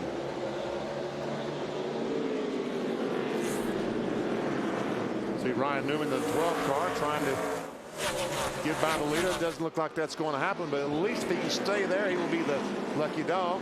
A lot of good racing right here, but want to just pop in the championship standings right now because look how close this has become. Right now, Earnhardt Jr. the leader. By 1 over Kenseth, 10 over Jeff Burton. And Jimmy Johnson, he's at about 2 or 3 mulligans. He's only 20 back. And Jeff Gordon, who said last week at Charlotte, we're done, we're out of it. He's how many back? 95. 95. Maximum point swing possible in one race, 156. Looks like everybody's still playing to me. Yep. I think you can use your mulligan BP and everybody else uses theirs. Yeah. If you get to the 10th tee, you get a second one. That's my kind of golf. See, Gordon's on the low side now, the 12 car Newman. Earnhardt's kind of stuck up there on the high side. Might just go ahead and try to take second spot as I say that. You see him pushing the 31 car, trying to get it restarted, I guess. We watch the leaders and check with Dave. Trouble. Guys, we got trouble. it's locked up right now. We got caution on the speedway as well. Crashing, it looks like turn 3, isn't that, Bill? Sure is. They're all stacked up down there. Casey Kane was at the back of it. Don't know if he's got any damage, but Kevin Harvick does. Left front, a lot of damage to that 29 car. 5th right now in the standings. So another Childress car with problems here at Martinsville. And we're not even halfway yet. And he's only got 2 in the chase. Both of them having trouble. Doesn't look too serious right there. That looks just like some body damage. They'll get that banged out, and that won't be too big of an issue. As a matter of fact, Junior finished 4th, I think, here with more damage than that early in the race.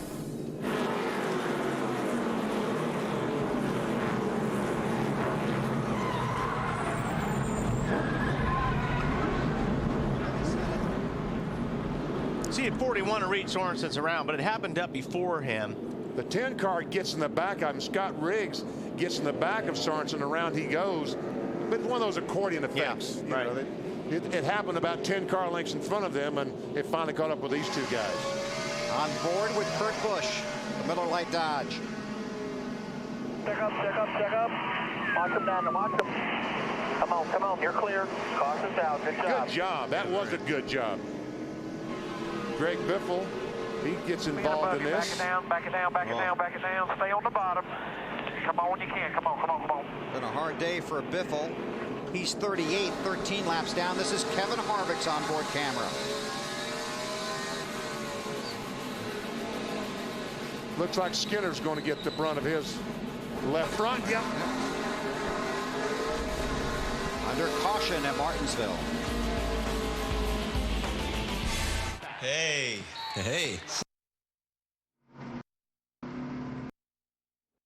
Slow down. Can't go out of the box, guys. Turn 3. All right, we're not going to change tires this time, so just keep pulling on it. Roll ahead, Kevin. Roll ahead. Pull it out. Roll on. 4600.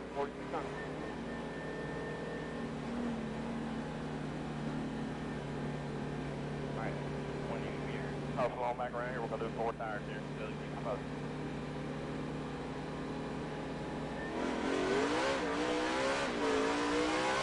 Tires coming off the tube. Come on, get caught up here, guys.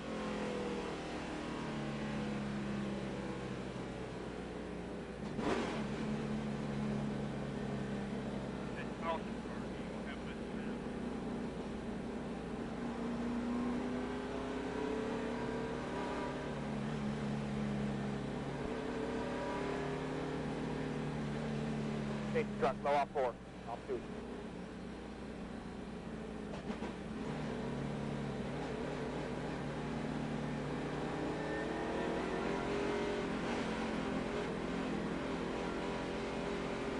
Second gear, 4600.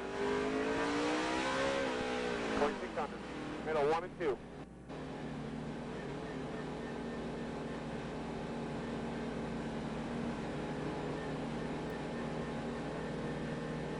Halfway down the back. All right, looking left. Here we go. 4 tires.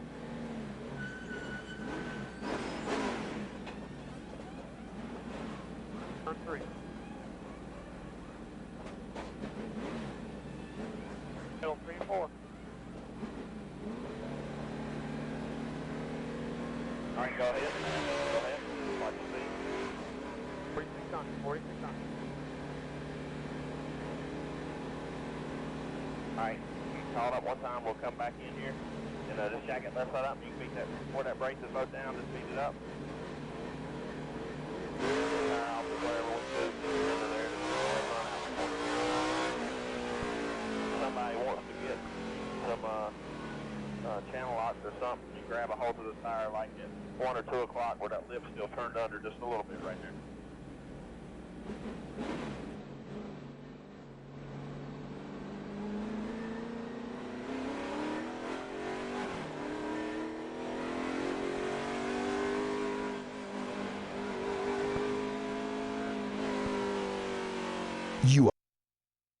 Owner Richard Childress.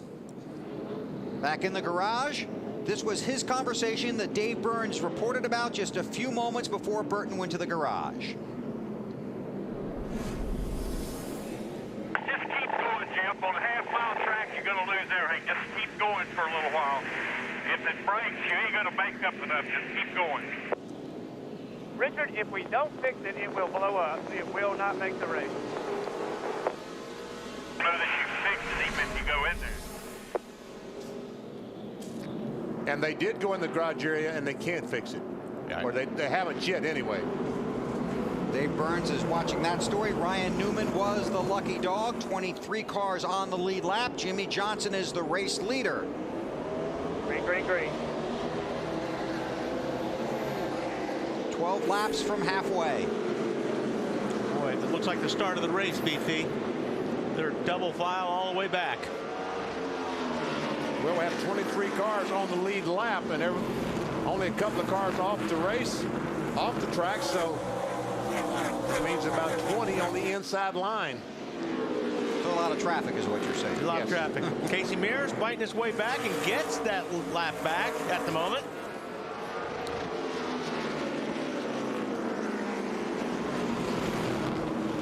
They warned Jimmy Johnson to maintain his speed on the restarts. And here we go, Jeff Gordon for the lead. Those are teammates, both drivers in the chase. And Jeff Burton has gotten out of the 31 car.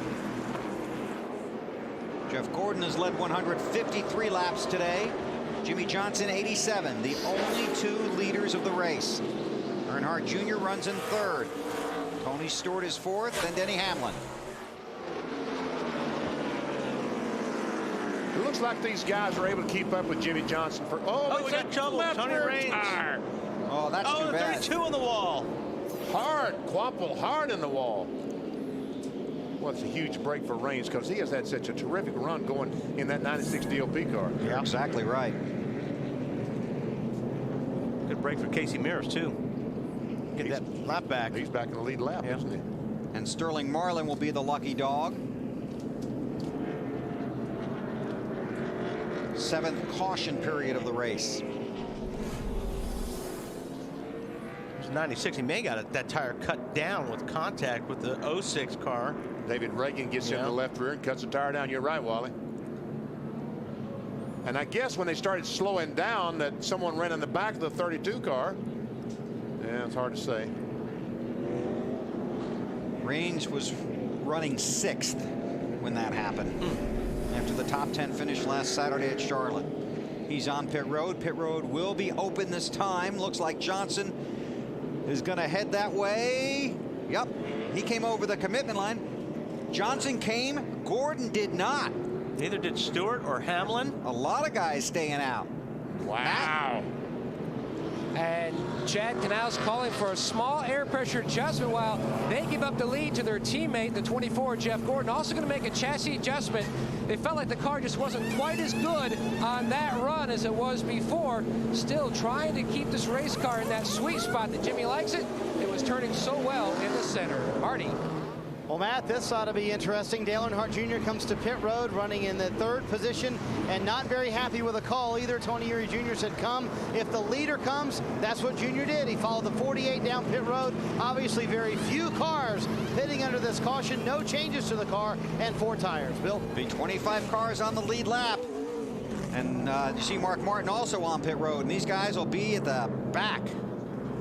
Here's Dave. With Jeff Burton now, who has stepped out of the back of his hauler. Jeff, first of all, do you know what the problem was with the motor? Yeah, something probably broken the valve train. That's just a guess. I'm not much of an engine guy, but that's what I think happened. But you know, these things happen, and it's everybody's had an issue in this chase, and we had ours today. This thing's not over for us by any means. The Singular Chevrolet team is really fast. They were awesome on pit road today. We didn't run as good as we wanted to, but we would say it made the car a lot better that next to last run, and just a bad day for us. But we won't quit. I can guarantee you that. This team is really tough and really resilient. We still feel like that going to Atlanta that we have as good a chance as anybody, and I can guarantee you this team will not lay down. You immediately asked the team to come to the hauler with you. Can you characterize what it was you had to say to them? I didn't have anything to say to them. I just wanted to get everybody together, and you know, we're a team. We fight together. We die together. We do everything together, and that's what it's all about.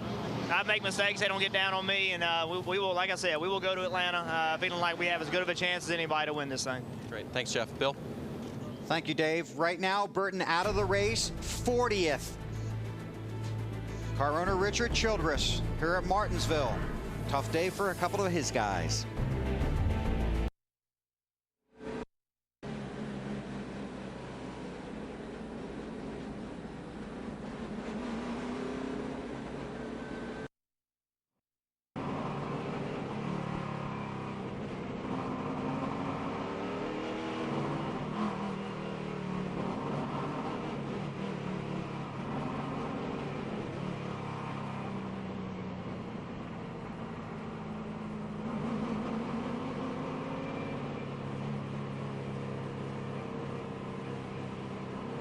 Cars on pit road, Tony Jr.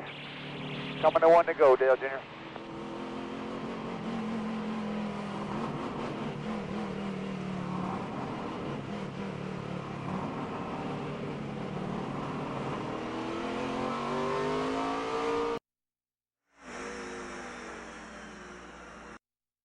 To the right.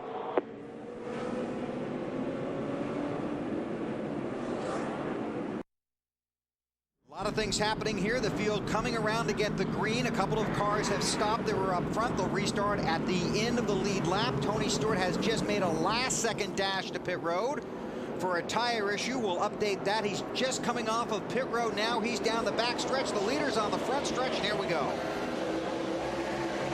Jimmy Johnson, Dale Earnhardt Jr., Mark Martin, Tony Stewart among the cars running up front that pitted.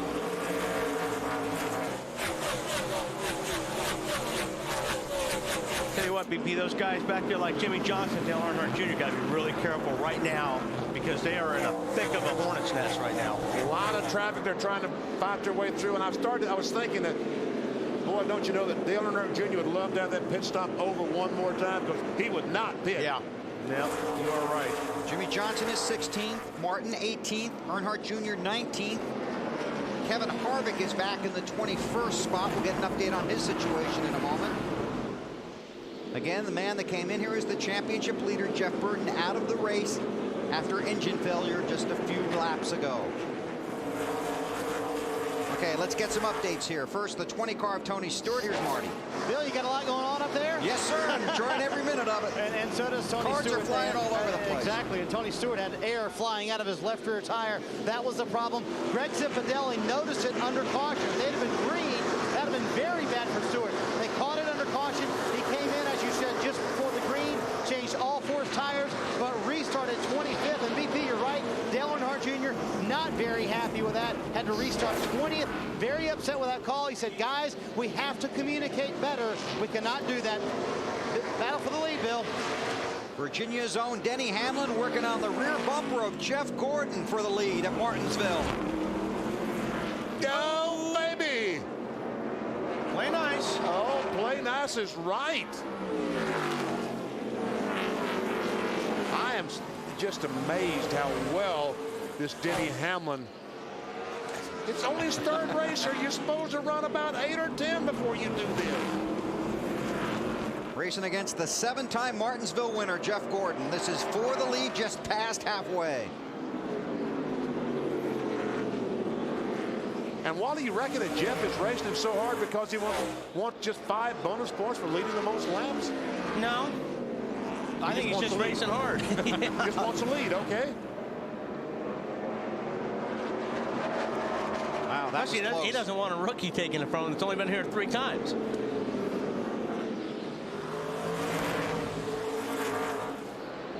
Still side by side. Update on Hamlin from Allen.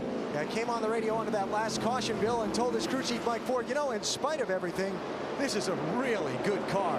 With that inflection in his voice, he's really impressed with the way this car is handling. And his crew chief Mike Ford thinks that the engine miss might actually be helping keep his driver from overcharging the corner by not having him be as fast at the top end of the straightaway as he might have been. That little bit of difference may be helping the driver make a better lap here. Now let me update Kevin Harvick, a driver third in points who was involved in the previous caution, damage to the left front of the 29 car. I talked to crew chief Todd Berrier. He said as long as the fender's not rubbing on the tire, and they did extensive work to pull it away, he said, I think we're fine. We did not get any suspension damage. Then Richard Childress came on the radio before the restart and told Kevin to be very careful with his RPMs. We're very very edgy with this package we're running here. No doubt referencing what happened to his teammate, Jeff Burton. Good point. Thanks, Alan. That is an extremely good point. Denny Hamlin, the race leader. So he's got his 5 bonus points. Gordon runs second. Then it's Elliott Sadler, Kurt Busch, Kyle Busch, and Kenny Schrader.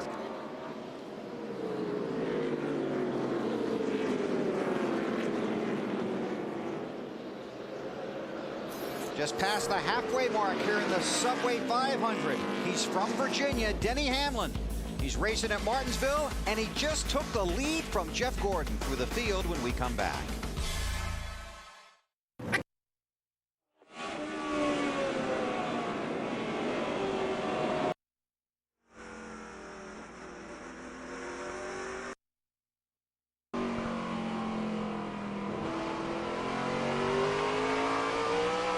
Clear.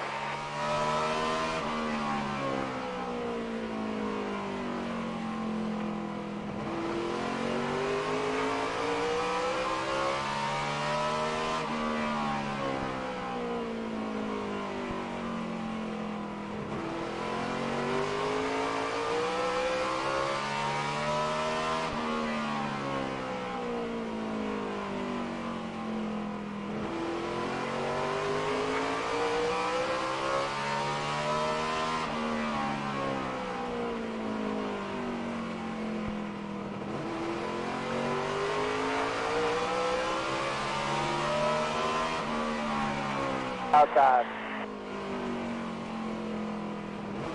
Clear, clear.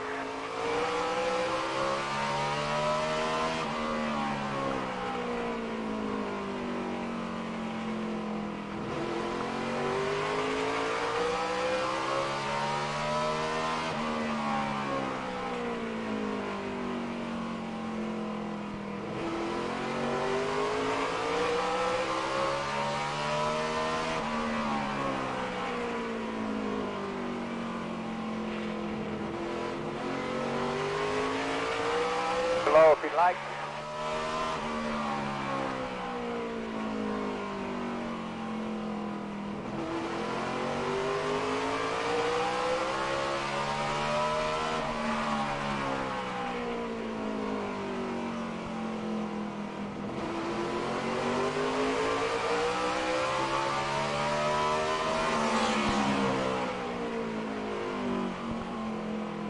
Clear.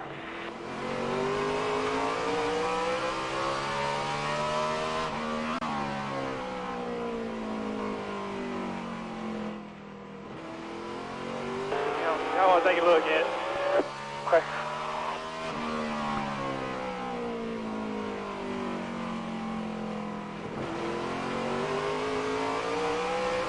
Oh, we're not really the car that we used to be for some reason.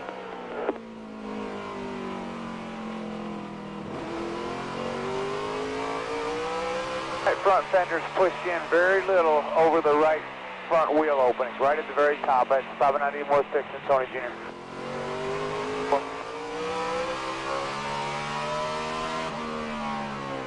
The right front ain't working as good as it was, or the left front, one of the two. A little bit of a slide in both fronts. Right, just hold.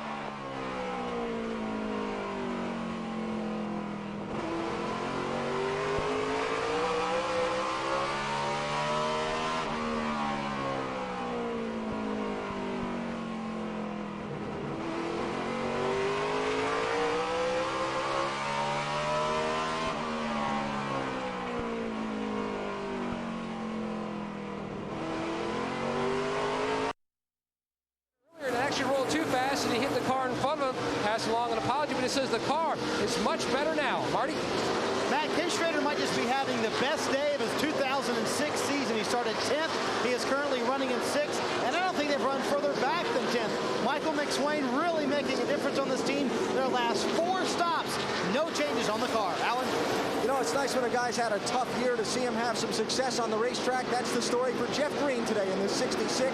A lot of finishes just around 20th all year for this team. A crew chief change this week. Jeff Green's been in the top 10 most of the day. Kyle Petty in the top 10 as well. His team took just right side tires on a pit stop at lap 205 to gain some track position. And as we've seen with some others, Kyle holding that track position on the track. Matt? Just inside the top 10 there is 48 of Jimmy Johnson. Now, his crew chief, Chad Knaus, they're making a lot of conversation back and forth about pitting while some others stayed out. Chad simply said, we're taking the cautious, aggressive approach. So many weird things have happened to this team during the chase. Crashes, loose tire penalties. They've got some momentum rolling, and you saw the points as they run now a little earlier. This could be a huge day for this 48 team, getting them back in the title fight. Marty? Well, for the first 20 laps, 200 laps of this race, I should say, Carl Edwards really struggled. In fact, Wally Brown, his crew chief, came on the radio and said, Carl, they tell me if you run this place for 20 or more years, you'll eventually like it. Carl said, that day can't get here soon enough for me. Now, though, the car's doing pretty good up in 10th with a little bit tight race car. Alan? Matt Kenseth, second place man in the championship, entering the race, standing to gain a lot of ground today with Jeff Burton being retired from the race. Has been running back in the back half of the top 20 for a lot of the day. He stopped at lap 224, then gained spots when others stopped at lap 233 and 243.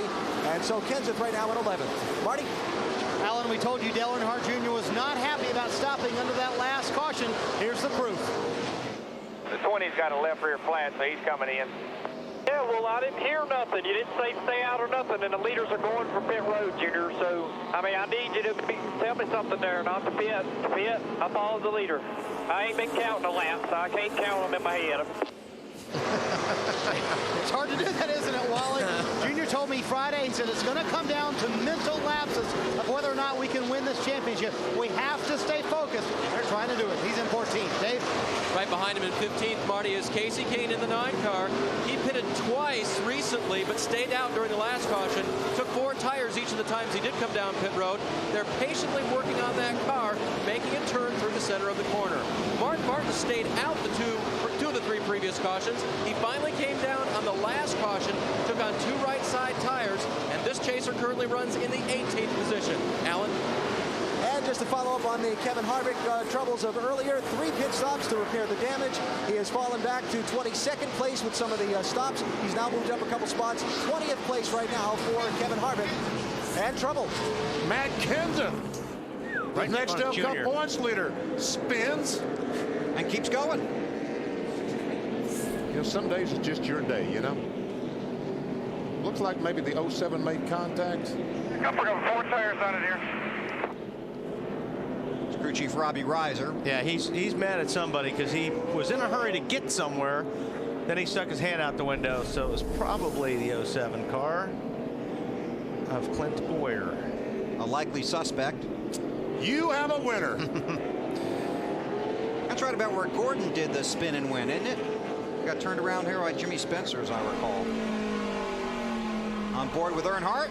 Yeah, you can see Boyer got in the back of Matt. Fortunately for Matt, he didn't hit anything. Bobby Labonte is the lucky dog. While we were going through the field, David Gilliland came to pit road for a tire issue. Dave Blaney was black flagged by NASCAR for smoking. Actually, the car was smoking. Now then, okay, Jeff Gordon and, you know, Denny Hamlin and these guys, they will probably pit. What do you think? Johnson and Junior stay out? I would think so. You think? I would think so. I think Johnson would come. You think so? How many laps have they run? Because he... I don't know. Junior's in 13th. I bet you they're having that discussion right now. They've gone about a little over 30 laps. About 25 laps? Yeah.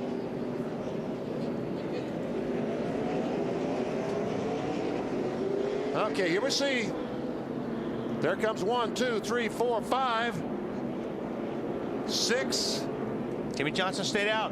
Johnson stayed out. Junior stayed out. I thought so. Matt? And doing the opposite of what he did last time, the 48 stays out while his teammate, the 5 of Kyle Busch, making his way down to his pit stall. He cautioned his team to take a look at the right front fender. I might have some damage after getting into someone. He says the car is tight, but both loose off. You can see the wrench in the back window, going to make a slight crank on the track bar. Try to fix the balance of this race car, AB. More tire change for Denny Hamlin. They're also going to try and put a piece of tape on the grill to help the handling of this car. And pretty smooth stop so far. Marty. Alan Kurt Busch hit his car. It won't turn quite like he would like it from the exit of the middle of the corner to the exit, but it did start turning better late in that run. So they go up a half a round on the track bar and a half or one round of wedge in the right rear. Very close race off pit road between the 2 and the 11 cars. Dave? Elliott Sadler did not want to give up track position at this point in the race, so they only took on 2 right side tires. Something did slow him down, though. Another car pulling into its pit. It was his teammate, Casey Kane. He had to come to a dead stop and then roll off. Well, we'll sort out the running order when we come back to the Subway 500. Crew Cam BP. Scott Plattenberger, front tire changer on Carl Edwards 99. And check this out. Those are lug nuts, spare lug nuts that he has stuck to his helmet in case he needs one. Left front is done. Go, Carl. Hello, Mr. McDermott. Call me Jim. You'll be my son-in-law in a few weeks. Okay.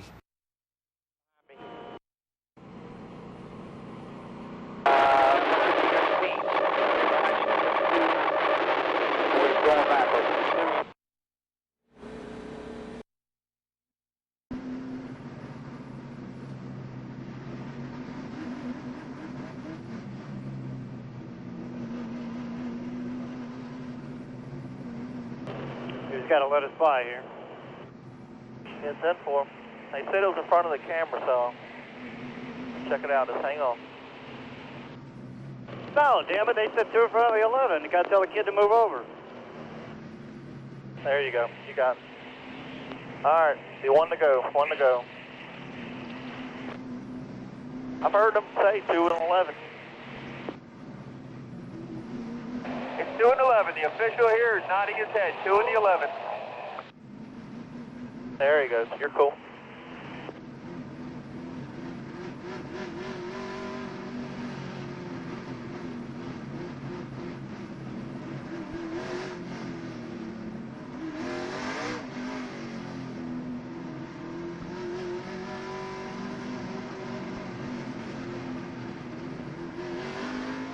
Last cars are coming.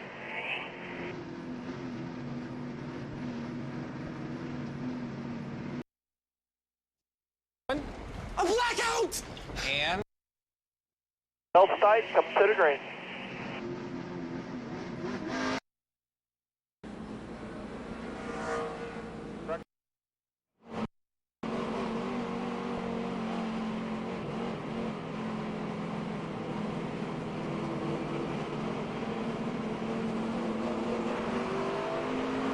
Green flag, green flag.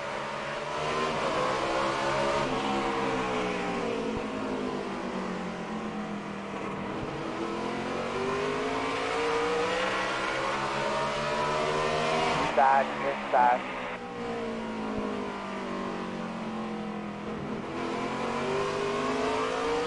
Clear. When he had the tire go down. Tire flat, the left rear tire flat. Right at the end of the caution period, just before they went back to green. Boy, this is a huge break. Oh, yeah. For Johnson the Jr. because Kurt Busch now has 4 fresh tires, but he has to try to pass the 19 and the 26. By the time he gets to these guys, the tires will be about even. Yeah, maybe not. I don't know. He's getting to him pretty quick, Well, man. He's true. only got 1 car now in between him and the leaders, and it's a 26 car, McMurray. There's Denny Hamlin in the 11. Working the back bumper of Elliott Sadler.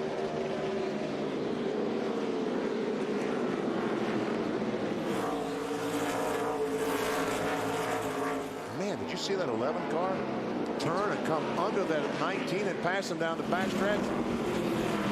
Mike Ford, you guys have done a wonderful job on the chassis on that 11.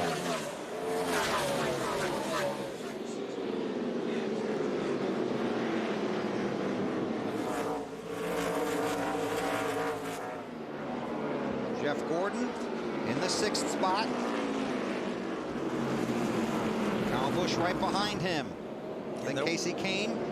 Go ahead, Wally. I'm just saying, they're just working through this traffic, and that's the thing about this time of the race. When you come out of the pits, you've got all these cars that are a lap or more down on the inside. and it is tough to get through them. Because even though these guys are a lap or two down, they're still going fast. Still running competitive times. You know, that 21 car running up, being on camera all the time is not such a good thing, Bill. Why is that? I get hungry every time I see it. 700th start for Schrader today. 700 starts. Yep. Well, he's making it a good one, I'll tell you that. Yep, the 12th driver with 700 or more starts. Okay, Kyle, what are you going to do now? Trying to work around David Reagan in that 06. Gordon went one way, Kyle went the other. Tell you what, good thing for spotters. Without spotters, it would have been a wreck there.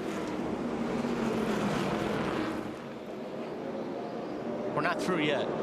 You think not? No.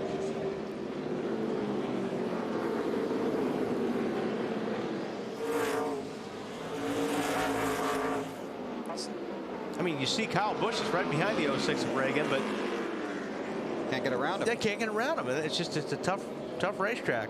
Alan? Just to follow up on Jeff Gordon. I know a little bit of concern there. He just reported on his radio the back end of his car very, very loose, so not much grip on the rear of the car. And when he made that report, his crew chief Steve Letarte kind of took his hand and banged on the monitor in front of him and said, ah. Jeff has talked about as the sun has come out and the weather has gotten warmer today that it's really affected his car a lot more than he thought that it would. Yeah, you would think with the concrete corners it wouldn't have made that much of a difference, but apparently it has on the 24.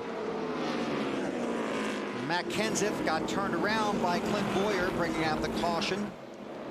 Kenseth back in the 14th spot.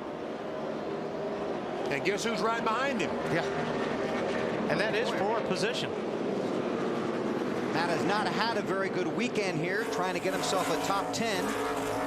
But his crew has had a lot of fun picking on their spotter, Bob Jeffrey. He turned... Hey, Bob, it's pretty cool. Hey, Bob, it's pretty cool what they did for the race today. They took your age, multiplied it by 10, and that's how many laps they made it. You must have done really good in school, didn't you? I've been trying to think of it all day, and that's the best I could come up with. At least you can think.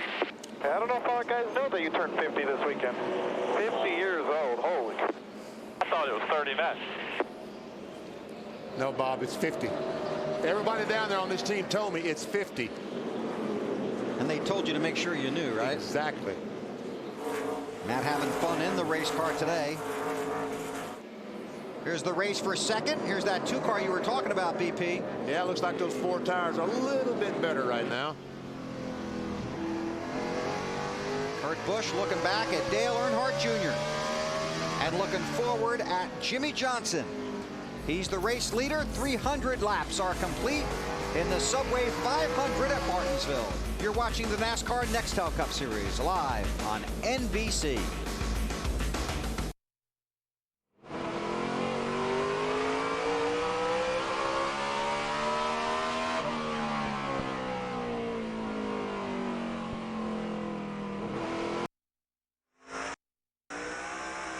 Clear by 2.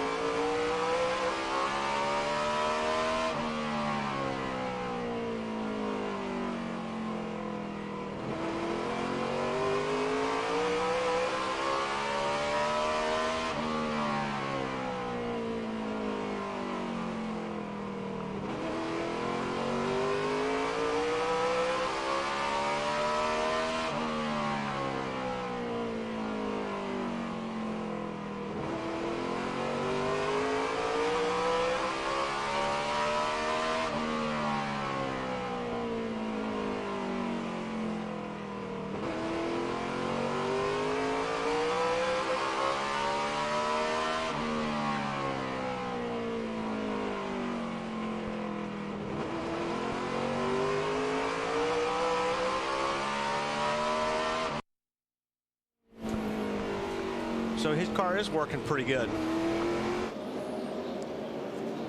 on the older tires. Update on Mark Martin from Dave. And Bill, he currently runs in the 14th position. And Wally, you know, actually I'm going to play some tape here, so please don't respond yet.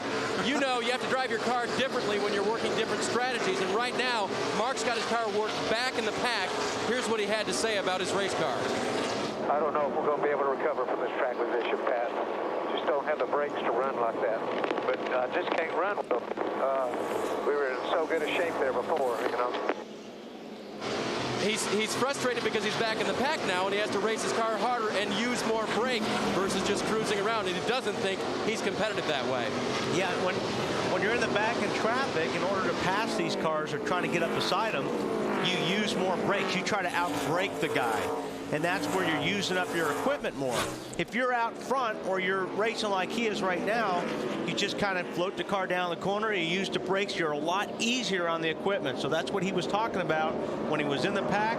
You got to use your stuff up more. As you said at the very top of the show, the cars are so even, this racetrack becomes like a road course, and out-brake them in the corner is about the only way to pass, or knock them out of the way. Right. Mark Martin runs in the 14th spot behind Harvick in front of Kenseth. Matt? One trend that the 48 team noticed in final practice, the car was so stout on older tires. Like Marty mentioned, the tire wear is almost non-existent. You look at the truck race here yesterday, Jack Sprague went 170 laps on his left and 200 on his right. So this team knows they can go quite a ways on tire wear and not have an issue. And Jimmy says, in one word, the car is awesome. Jimmy Johnson came in here 146 points out of the championship lead. Right now, he's 34 points out of the lead. The leader on the track, Jeff Burton, is out of the race.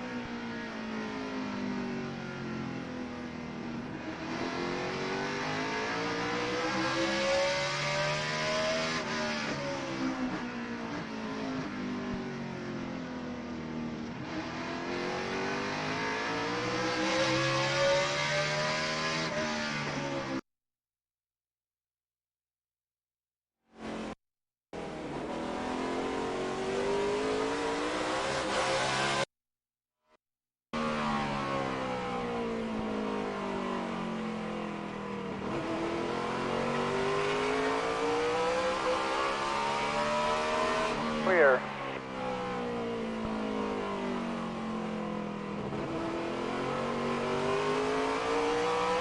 On the back around.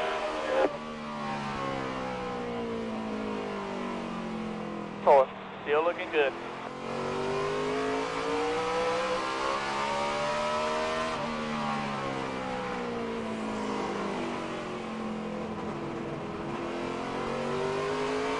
Clear.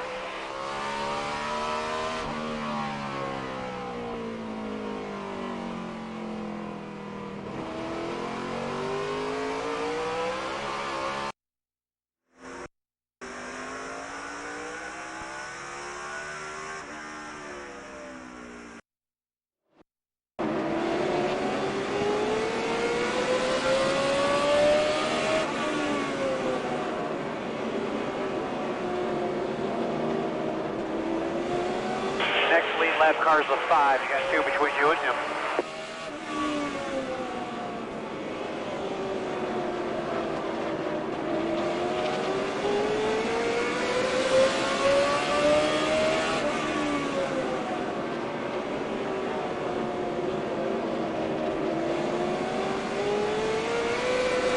And a spin behind you in turn 1. Yellow is out. Big wreck in turn 1. Anything can happen. Nextel Cup Racing from Atlanta, presented by Home Depot.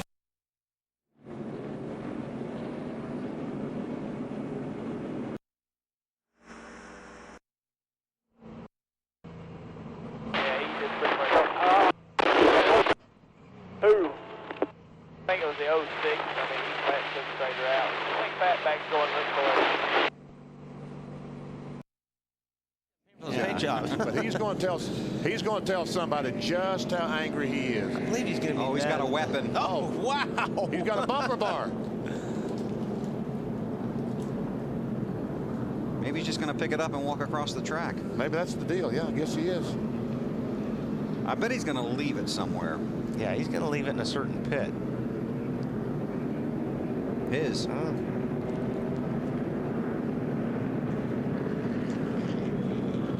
Okay, now we can show you what happened. All right, if you go down straight away, going into turn 1, the 06 runs into the back of him as you're turning into the corner. You don't really want to do that because you'll crash a guy if you hit him like that. And then you might get another guy too. And then you'll get a few other people involved in the wreck. And Kenny was running, you know, this is the bad part about it. You know, Reagan is 3 laps down. Kenny Schrader is running in the top 10. You just took out a guy in the top 10. So,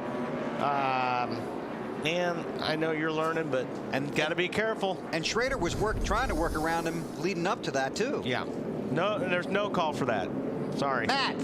And the 48 Jimmy Johnson already in. Bill, they've already completed work on the right side. Chad Canals calling for a small air pressure adjustment for Jimmy. He was having a great run out front to AB. Denny Hamlin will come in. They'll make a 4-tire change here. Going to make a track bar adjustment. See the wrench going in, half a turn down to try and help the handling on that car. Marty? Dylan Hurt Jr. running third. They said now this is a no-brainer. We'll communicate well this time. You're coming to pit road. 4 tires and no changes to the chassis. This worked out perfectly for the 18. They'll cycle back in with everybody else. Dave? Casey King gives up 7th position. They take on 4 for perhaps the last time. No chassis adjustments for Casey.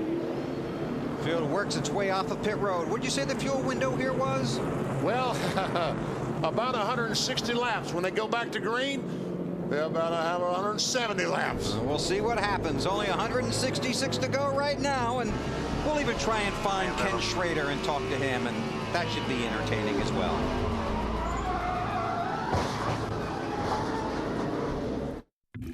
Subway Restaurants has 8 delicious sandwiches with 6 grams. Speedway on NASCAR in-car. Only available on digital cable. I bet you Schrader don't agree. Yeah, I mean, of course you don't agree, Richie. But I bet you agree with me.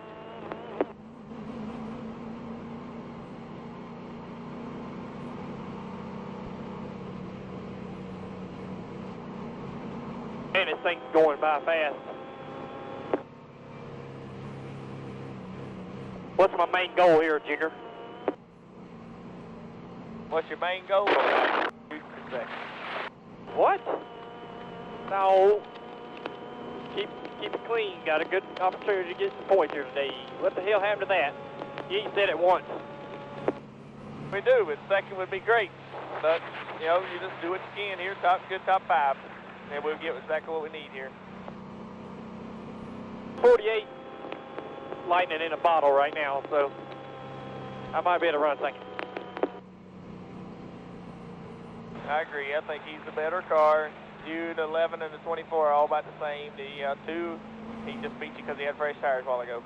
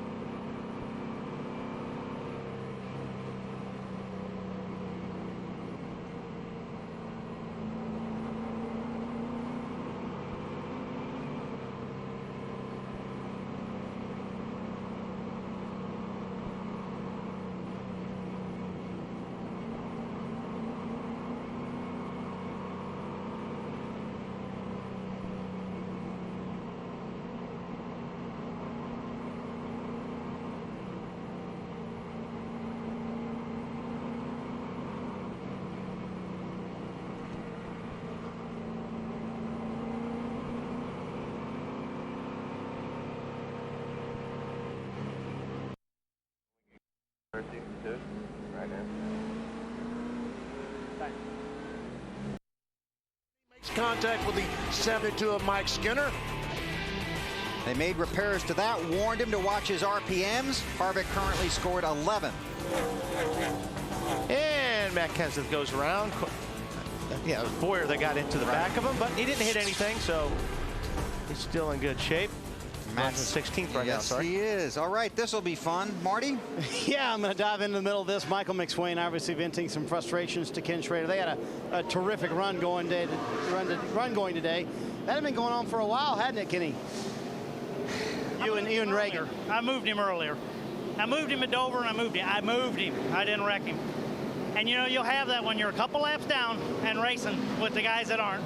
You'll get that if you stay up there in the middle of it and race it, but he just paid me back. No problem. The rest of the places are pretty fast this year. you grabbed a pipe, and I can't tell whether you missed him or didn't see him go by. No. I'm not going to get fined over this deal. It's already been a bad enough day. And obviously, they had a very good run going today, and a lot of frustration down here with the 21 team, and rightfully so, Wally. Why didn't we think of that when it comes to money? Schrader wasn't going to throw that pipe. I completely overlooked that. Kurt Busch is the race leader, then Jimmy Johnson, Dale Earnhardt Jr., Denny Hamlin, Jeff Gordon, Kyle Busch, Casey Kane, Kyle Petty, who took 2 tires on his stop, Elliott Sadler, and Tony Stewart. The top 10.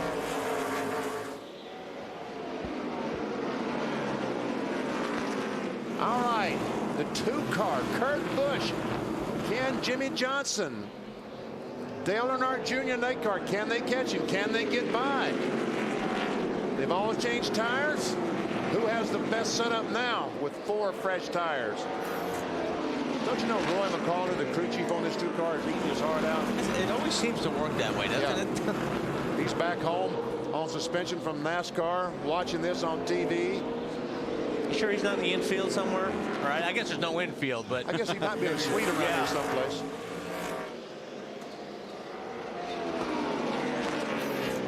Marty, looks like Junior's car is pretty strong.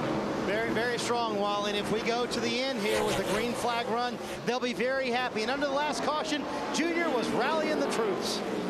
Get on the box, make a call, make it. Let's go. 4 tires right here, pit road's up. I don't worry about that. I ain't got time to think about it. I don't even know where my next race is. I just get in and drive it better. Yeah, you do a great job of it. Wally, that's what you got to say to Bill. Get up on that box, make some calls, Bill. Time to go. Hey, how about Junior and we'll get back to that story. Caution is out. Oh. Mike Skinner. Looks like he has the engine fired and a lot of damage to the rear of that car. A lot of damage.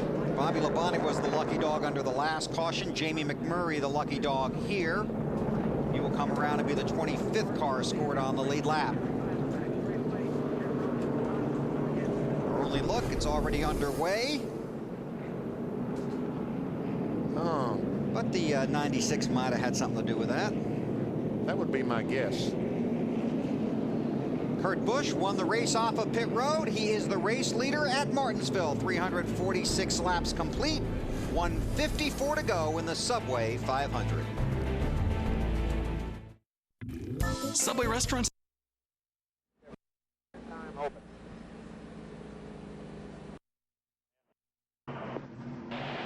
Yeah, I mean, right now we're about 10 laps out of our window here with 6 green laps on the tires. I think we need to stay out. Oh, yeah, we're definitely staying out. I'm just trying to track backwards from the end. Yeah, 10-4.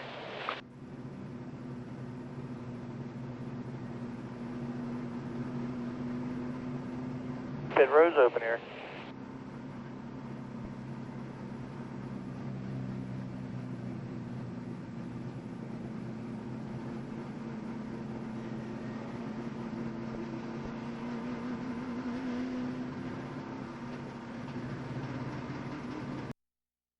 Find it. Awesome. NASCAR fans, thanks for having us.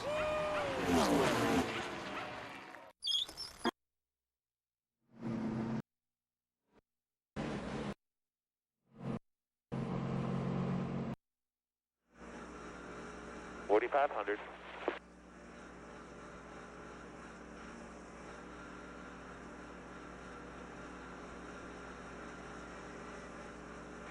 and away.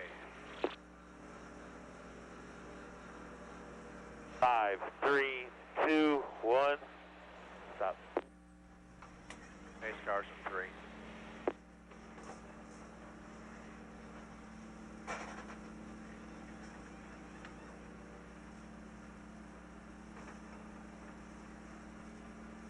Hard. One outside, one outside. One outside. There you go. Clear behind him.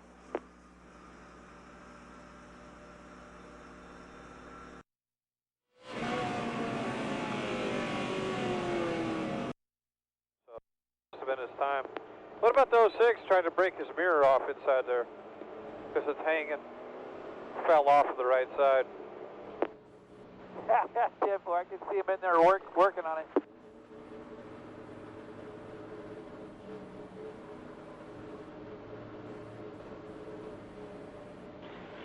He better hope he leads before Schrader gets to it.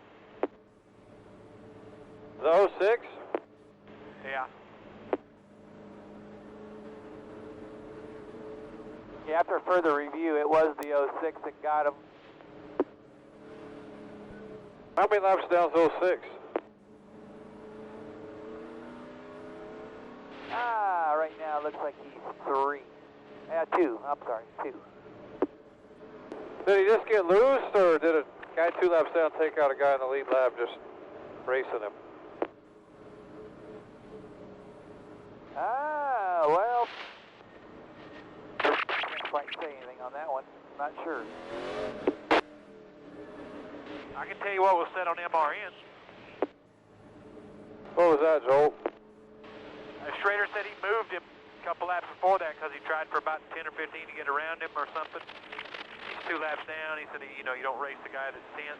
And then got right back in behind and just dumped him.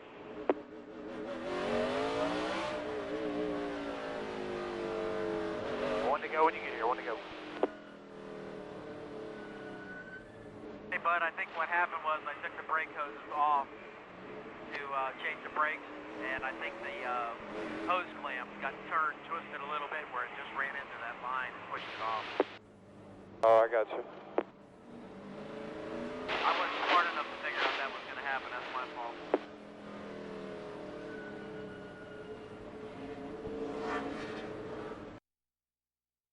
Murray was the lucky dog on that last caution, I believe. And you believe everybody's good to reach the finish there, big I believe they are. I think they go the rest of the way. See how it works out.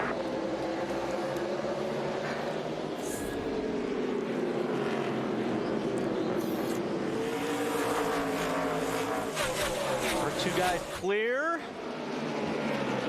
Now Earnhardt clears the 10-car Briggs. These guys don't go racing. Kurt Busch, something happened to the 2 car. I guess he just got loose in the middle of the corner, and Johnson goes by. It's for the lead. Johnson has it. Kurt's going to try and get it back, but Earnhardt Jr. is going to try and take that 2nd spot. I was watching back. I wonder if there was contact or something. I don't. But that's the thing. If you slip or whatever happens on a deal like this, you have a possibility of losing a lot of spots because all these guys go down to the bottom and they're nose to tail. Kurt Busch is just wishing there was a hole that he could get into right now. Denny Hamlin trying to take that position. It's the race for 3rd. Hamlin. So chasers run 1st, 2nd, and 3rd right now. Allen. Hey guys, I've heard you up there And we got talking one going around. Sorry, Alan. And over here, turn 2. Beat David Reagan. Caution is out. They were 3 abreast. This started out as 3 abreast going down the straightaway with Reagan, Stewart, and somebody else. And I just kept watching going, okay. Cut tire, left rear. Here it comes.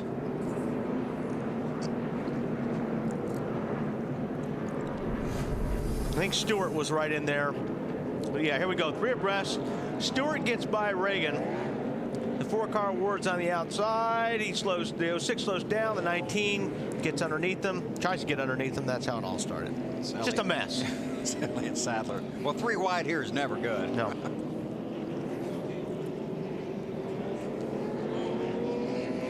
David Reagan is getting an education in short track racing at Martinsville today. He's on board with Harvick. He goes down the corner, and there's a contact between Sadler, 19. Go high, stay in the gas. Caution down, caution down. Nice job by Harvick. He runs in the 10th spot. Jimmy Johnson is the race leader. You're watching the Subway 500 under caution at Martinsville.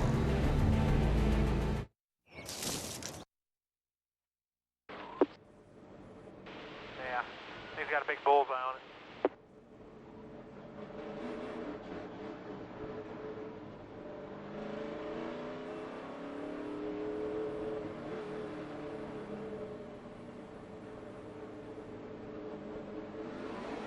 These guys are idiots when it comes to closing up.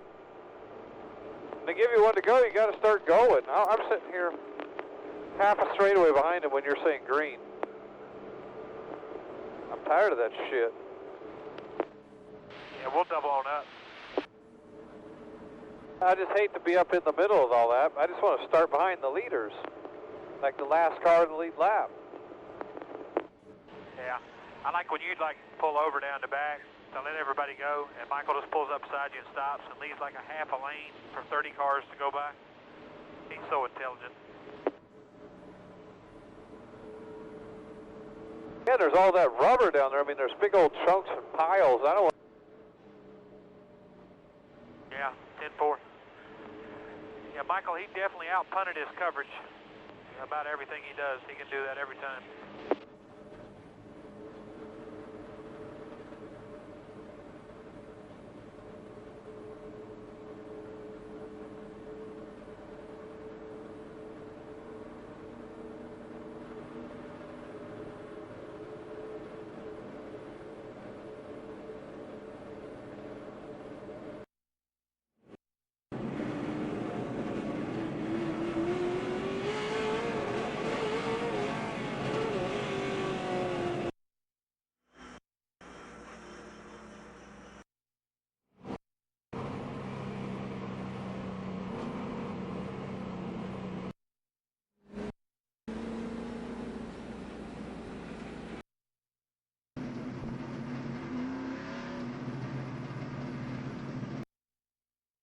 Every ding and dent will be different with this. Different. Look.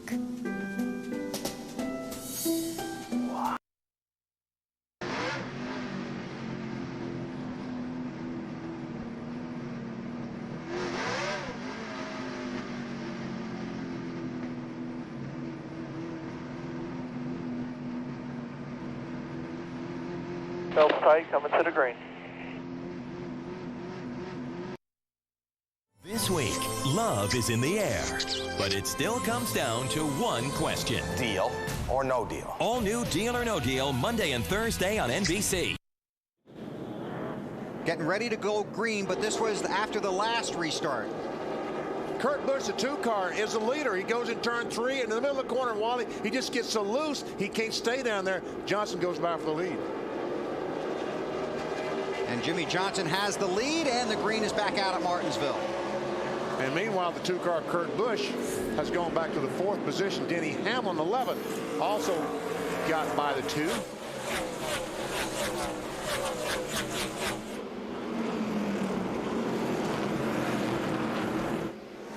Okay, we watch this unfold here. Hey, Matt. BP. Can these guys make it? Can Jimmy Johnson make it the rest of the way? Well, they've told him the last 2 cautions to conserve fuel. That kind of gives you a hint. Now, Chad Canals would love to pit BP around lap 400 to 425. But if you look at the history over the last 6 years, everyone is pitted on average. Sorry. Kurt Busch. Right side damage. I'm sorry about that, Matt, but he tried to turn under the 10 car as he came up. Yeah, Marty? Well, guys, what I was going to say on that one restart where he got passed under the car right after the restart for the lead, he said the car is extremely loose. He was amazed that one adjustment, they went up on the track bar, one round, changed the car completely. He said the car was a little tight on the run before, one round up on the track bar, and he couldn't drive it, and obviously too loose there as well. Well, now, what happened that time? Help, BP. I'll show you what happened on this time. Full turn. When he comes off turn 4, he tries to turn under the 10 car, and the 10 car tries to turn to get down on the bottom and let him go by on the outside. and he actually hit Kurt Busch's right front. Yeah. When he hit the right front, it spun Kurt Busch around. Watch the contact, see? Yeah. Actually, the 10 car was not trying to come down the hill. He just made contact with him in that right front. Now on board with Kurt. See, Riggs got a little bit loose there.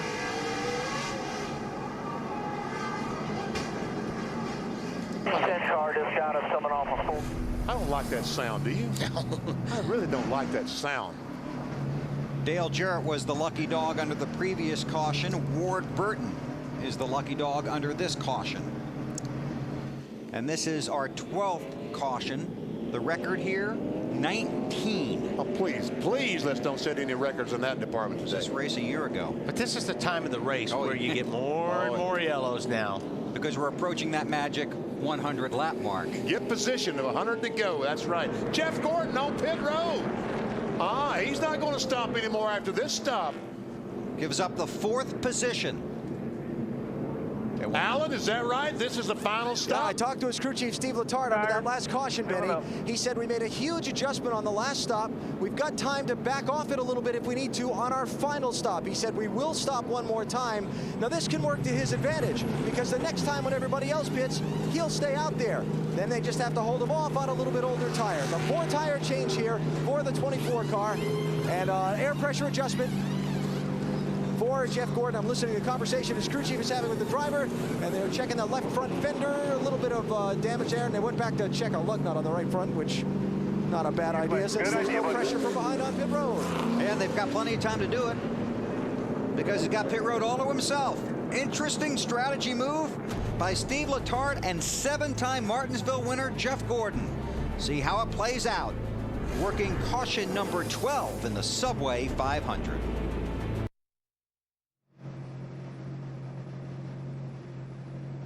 Entering 1.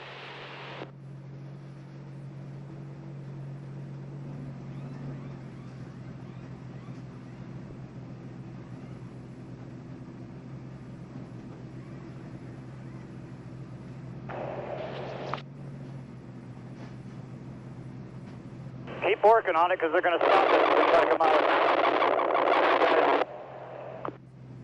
Get the toe sticks out.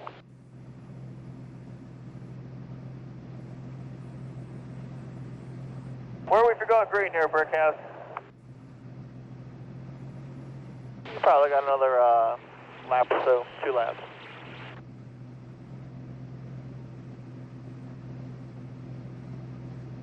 Let's jack it up over here. Get that jack stand, please.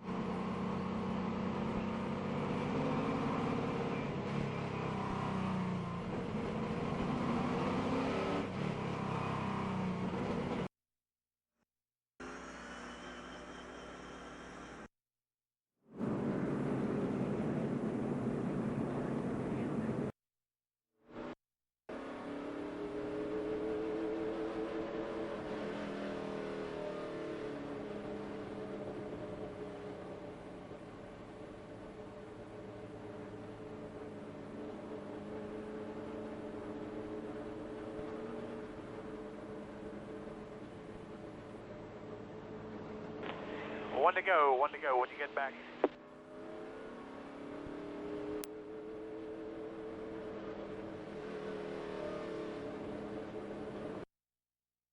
Crowning achievement. So where am I going with all this? I'm going to Subway restaurants. Subway. Eat fresh. Friday, 9/8 Central is the return of Las Vegas. Let's move, people. And it's picking up right where it left off. What are you doing here? Who will she choose? But let's not forget. Your father's been shot. Drop the gun, I'm pulling right out. Las Las Vegas returns Friday on NBC. Field a half a lap from going green. Here's our Allstate Good Hands Driver Award. Give it to Kevin Harvick in that 29 car, avoiding traffic. Gets around Elliott Sadler and goes on his way. Allstate, the official insurance sponsor of NASCAR. 129 to go. Jimmy Johnson, the race leader. Then it's Earnhardt, Hamlin, Kyle Busch, and Kasey Kahne.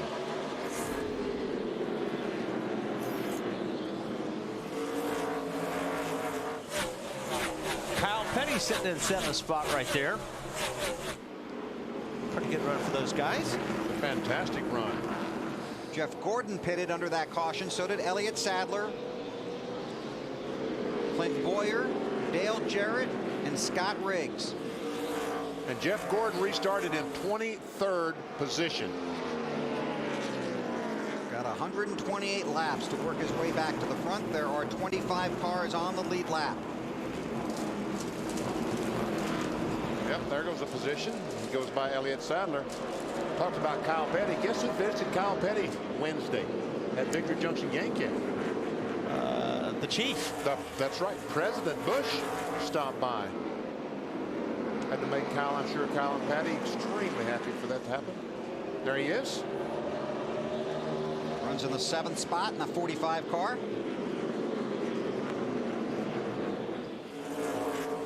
Now, Matt, what about the 48? He's not going to stop anymore, is he? BP, now we've got that last caution of 48. It's good to go on fuel, but if you look at past history, the last 6 years, everyone has pitted on average around the lap 423 to 425 range. So if you get a caution, look for the 48 and some other guys. They hit pit road for some tires, but they are good to go on fuel. Marty? Matt talked to Tony Eury Jr., crew chief for Dale Earnhardt Jr. He said, we are not coming back down pit road. We are good to go to the end. Jr., though, says his car has changed. He's now spinning the tires coming off the corner. He doesn't have the forward bite he had earlier. He said, that's a definite disadvantage because I cannot be aggressive with the gas like I would like to. Alan? Mike Ford, the crew chief for Denny Hamlin in that 11 car, told me they did plan on stopping one more time in this race. We'll see if their strategy was changed a little bit by what Jeff Gordon just did, but he says they are planning on stopping one more time. This is the race for second. Earnhardt has it, Hamlin wants it, and wants it bad. And it looks like he's about to take it. But meanwhile, Kyle Busch is right behind this twosome. So if Junior loses one spot, he's going to lose two. Yep, you're right. Oh! They're running awfully close. I just knew Junior's going to turn left. And Chasers running the top 5 spots. Kasey Kahne is behind this battle in the 5th position. Boy, that's frustrating when you're on the outside here because you gotta drive the car twice as hard in a situation like this than the guy on the inside because you've got less grip out there on the high side, so you got to hustle the car a little bit more. Got to get in the corner a little bit deeper, not to give the car on the bottom an advantage. And Marty, this Junior's driving as hard as he possibly can. And, you know, he really wants to get around his good friend, Denny Hamlin. I actually talked to Junior about using that highline. He said, I use it late in the race here in April, but it's really not good, or prime, as he called it, until the last 100 laps of the race. That's when enough rubber is up there, and you can really use it to your advantage. Obviously, though, he's working it as hard as he can, trying to get around that 11, or more importantly, stay in front of the 5. Yeah, because the 11's gone. Yeah, the 11 finally got by him. And it was just really a matter of time. When you get a guy on the bottom like that, especially as good as the 11 car of Denny Hamlin's been working today, it's tough to hold a guy off. We've talked many times about how much success Denny Hamlin has had in that 11 car. 31 races this season, 15 top 10 finishes. In his 38 career starts, he has 18 top 10s. Oh, the 29 car, some smoke in that left front fender. Has he made contact again and knocked the fender in on the tire? It's Matt Kenseth in the 17. There's Harvick smoking left front. Alan? Trying to find out who he hit, but yeah, Kevin Harvick has pushed that left front fender in again. Now, they had knocked a brace out from under that fender in the earlier incident when they had the problem in the left front damage back at lap 233. So that fender's not as strong as it was at the start of the race to keep it off that tire. That's not good here. No, not at all. And that tire's not going to be nearly as strong as it was before we start ribbing that fender either.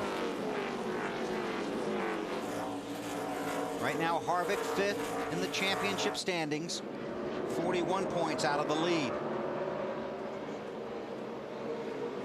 32 of Travis Kvapil off the pace. Looks like he'll be headed back to pit road. There he goes. And right to the garage, actually. Jimmy Johnson out front of Denny Hamlin, Dale Earnhardt Jr., Kyle Busch, and Casey Kane. 115 to go at Martinsville. We'll see how this one plays out. Out of turn 4, they head.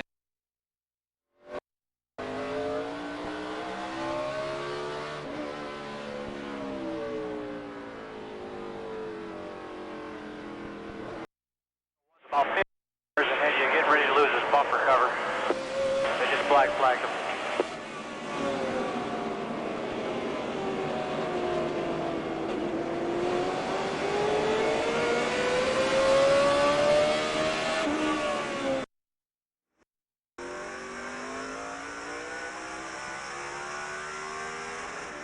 Time. Hit next time.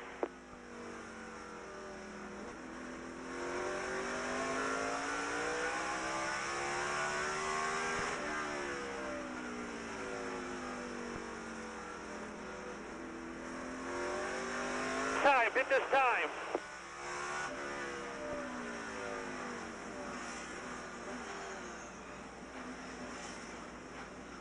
What the hell's wrong? Cover's falling off. Bumper cover's falling off.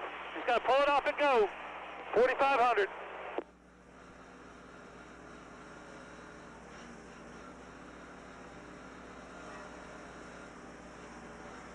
That Tony Reeds is going to get one.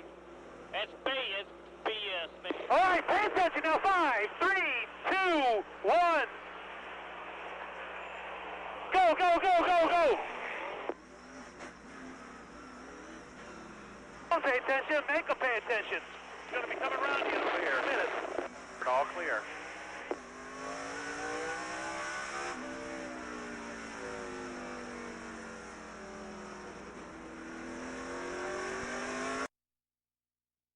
Less energy and less money. So you like it? The Home Depot.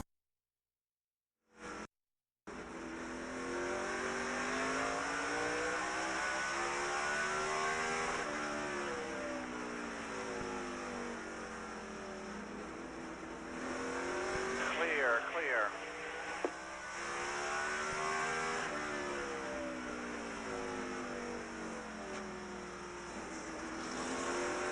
Clear, clear.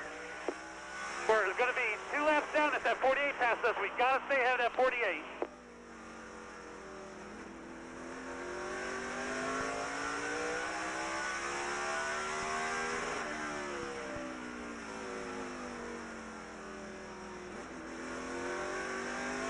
'67.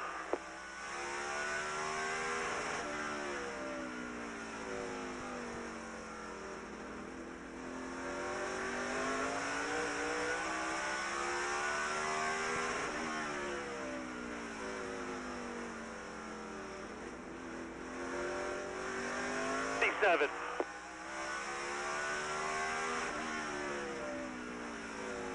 Clear, clear.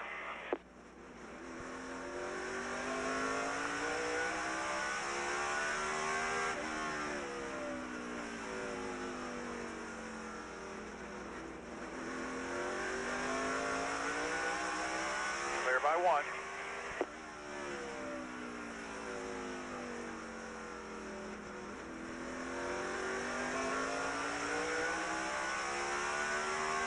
Clear.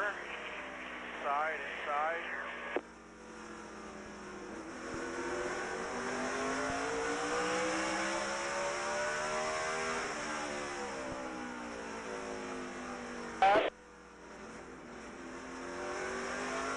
All clear.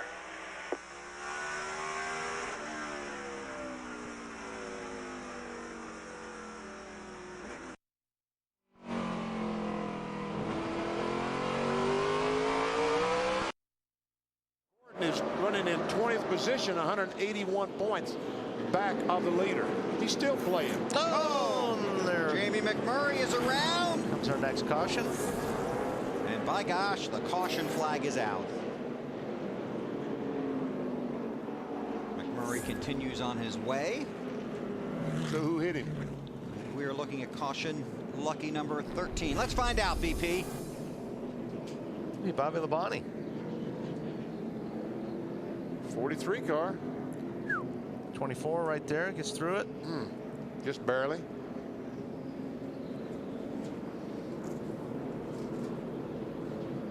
Boy, they snap around quick when you get contact, don't they? A lot of good donuts today. You know, I was just thinking, how in the world did anybody behind him see anything? That's what they saw, nothing. Pit road will be open when the leaders get there this time. They're just coming off of turn 2. This would be the moment of truth. Okay, yes, sir. This is the moment of truth. Jimmy Johnson looks like he's coming to pit road. He looks like he's coming to pit road. And he is. Denny Hamlin is. They all are coming to pit. I don't believe it, Matt, but they're coming to you. BP, that was the game plan all along. If we got a caution around lap 400 and Jimmy Johnson working his way in, says the car took 2 heat cycles for it to finally tighten up. So Chad Canal is going to do a combo platter of adjustments. Air pressure, they were talking about doing a chassis adjustment. They also said they only need about 3 seconds of fuel. Got that in. Good stop going by the 48 guys, and he is down and away, AB. Watch for the Denny Hamlin team to pull the fender right there away from the right front tire after that contact he had with Dale Earnhardt Jr. earlier. A 4 tire stop here, and they're hoping to gain a couple positions off pit road. Marty? Dale Earnhardt Jr. came to pit road, Alan, because first of all, everybody else did, but secondly, because he was starting to lose the grip on the racetrack. As we told you, the car just did not have the forward bite it had earlier. They go down half a round on the track bar, and he'll lose a lot of spots here on pit road as well. And they work their way off of pit road onto the backstretch. Crew cam action, BP. Scott Plattenberger jerks that tire off, tightens the lug nuts around to the left side. Come on, get the jack up. Come on, let's go. There we go. Down that goes the jack. Away goes Carl.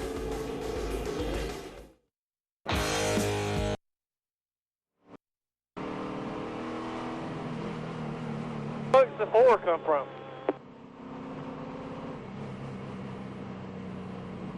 Sure. He was up on the racetrack. He should be the lucky dog. Good pit this time, June. 10-4.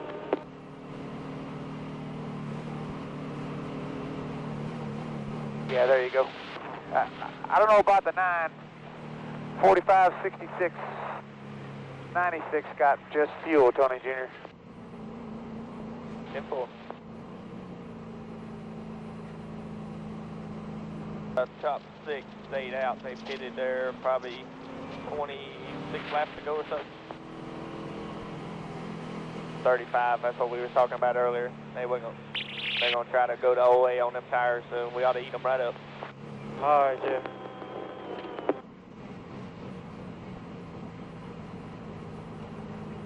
Right there will be it for today, probably for us stopping in here, so be a 96 to go when you cross the line.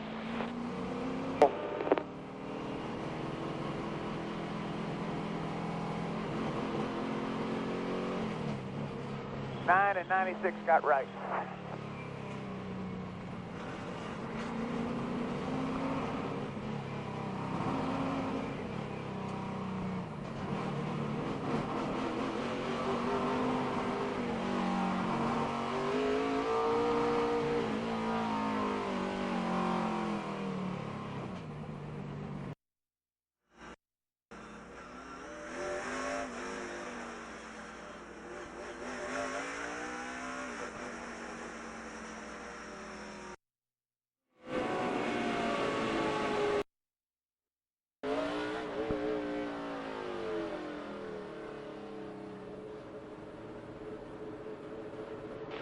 Late over right there in front of you.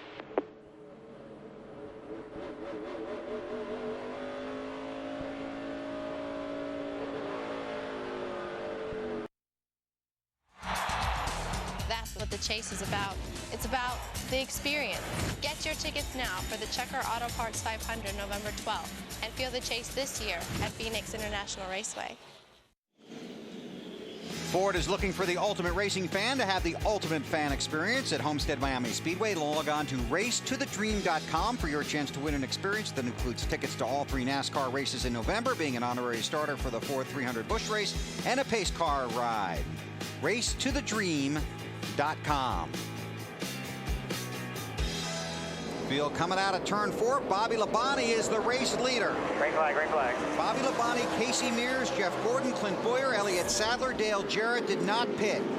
2 tires for Casey Kane, Kyle Petty, and Jeff Green. Then Jimmy Johnson back in 10th. And Dale Earnhardt Jr. back in 13th. These guys are going to really struggle to get back to the front. They're going to need a couple of caution flags to make it. I agree. Track position, we talked about it, is king right now, and they don't have it. Tony Raines in the 96 car, a fuel-only stop. And this has worked into Jeff Gordon's plan very nicely to this point.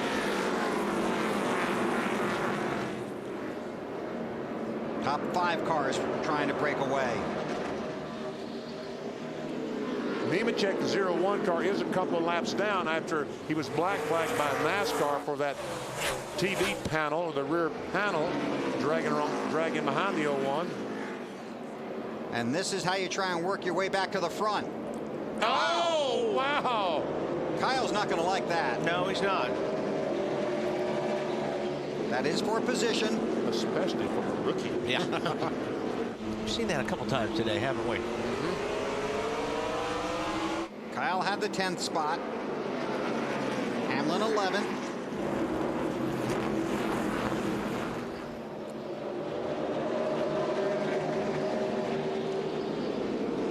There's Junior behind Hamlin. Kyle Busch back there in 5. Tony Stewart's back there.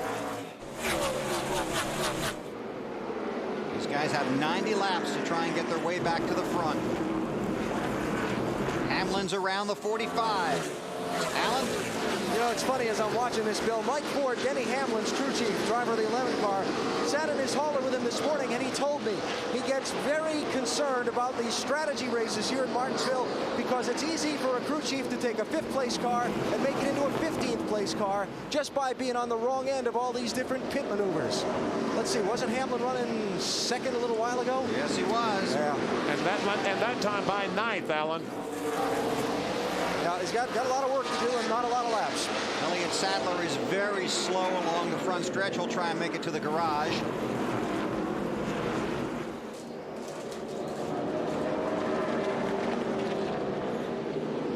Jeff Gordon has worked his way to the 3rd spot. Then it's Boyer and Jarrett, Kane in 6th.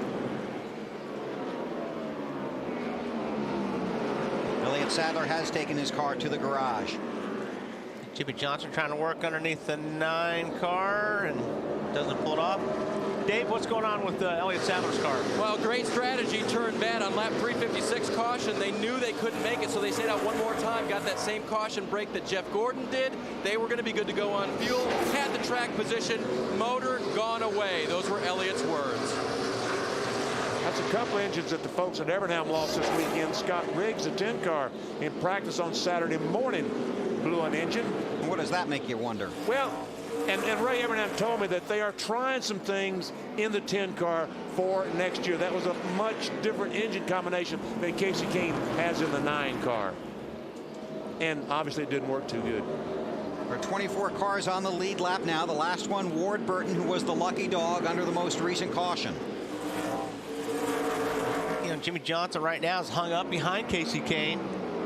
And this is where those laps just start disappearing, BP. And if you don't get around these guys and get going, you're going to lose your opportunity. This is for position. The 9 under Dale Jarrett, the 48 behind him. Matt.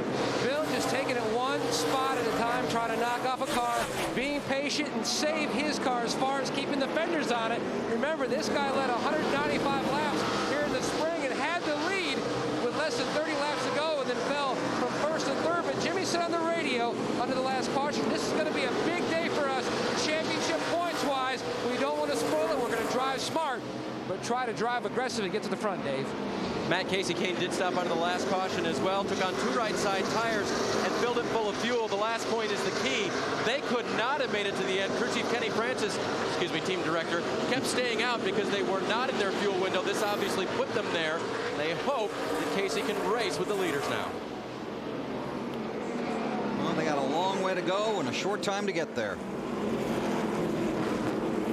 Kyle Busch is now back to 10th, only 123 back. They're all 10 playing. See where it is in 80 laps. Yeah. That's when it matters. Jeff Burton came in with a championship lead. He's out of the race, scored 42nd after engine failure. Boy, that 11 car just rolls through the center. So nice. And he's down on power, so when he jumps back in the throttle, he doesn't spin those rear tires like these guys do that have all 8 cylinders working properly. If you just join this 11 car, has a miss off the corner that's taken some of his power away, and it seems to once again be helping Alan. And Benny, he jumped on the radio just before that last pit stop. Denny Hamlin did, and said the engine is the best it's been all day. So the intermittent problem, the hit or miss, it's not missing as much as it was before, and it's hitting a lot right now. Marty? Alan, here comes Dale Earnhardt Jr. trying to charge his way back up to the field. Restarted 13th, trying to get back into the top 10. Tony Eury Jr. told Jr. on the radio, listen, we're going to eat them up. They have old tires. I would say they better start eating. Jr. only in 8th, but he also knows those 2 cars in front of him are chase cars. Valuable points lay right ahead of him. And he's 5 seconds behind race leader Bobby Labonte. Yeah, what these guys like Earnhardt have to hope is a caution comes out, erases that 5 seconds, they bunch back up, then on the restart, now Junior's got a shot. But to try to chase Bobby Labonte down right now and eat that 5 seconds up is going to be very difficult. Yeah, Junior has one advantage. He's very easy on brakes. Those guys are, the crew members just keep raving about how well he does on brakes. Some of these guys will have these brakes smoking before the end of this race. Well, why don't you give us a little lesson on brakes there, BP? All right, with brakes, always a story at Martinsville. Let's go inside our Home Depot garage and talk about brakes and what they do to try to keep them to live for 500 miles. The first thing is cool air. You see when you apply the brakes, how that rotor just turns red.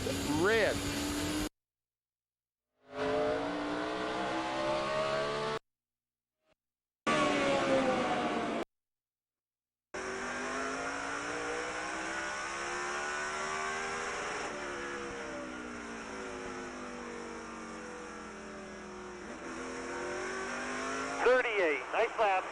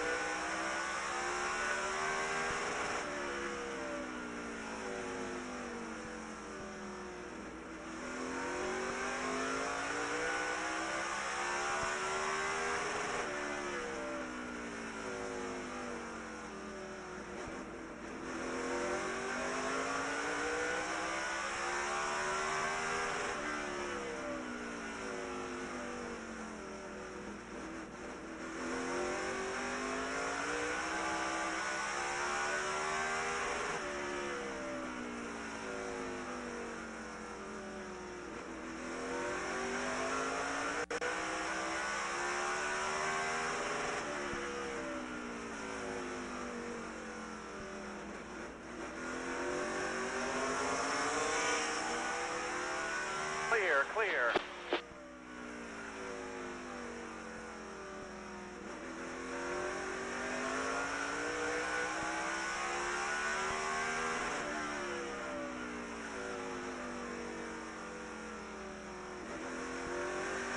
Through 2050. If we get a caution, we're back on the lead lap.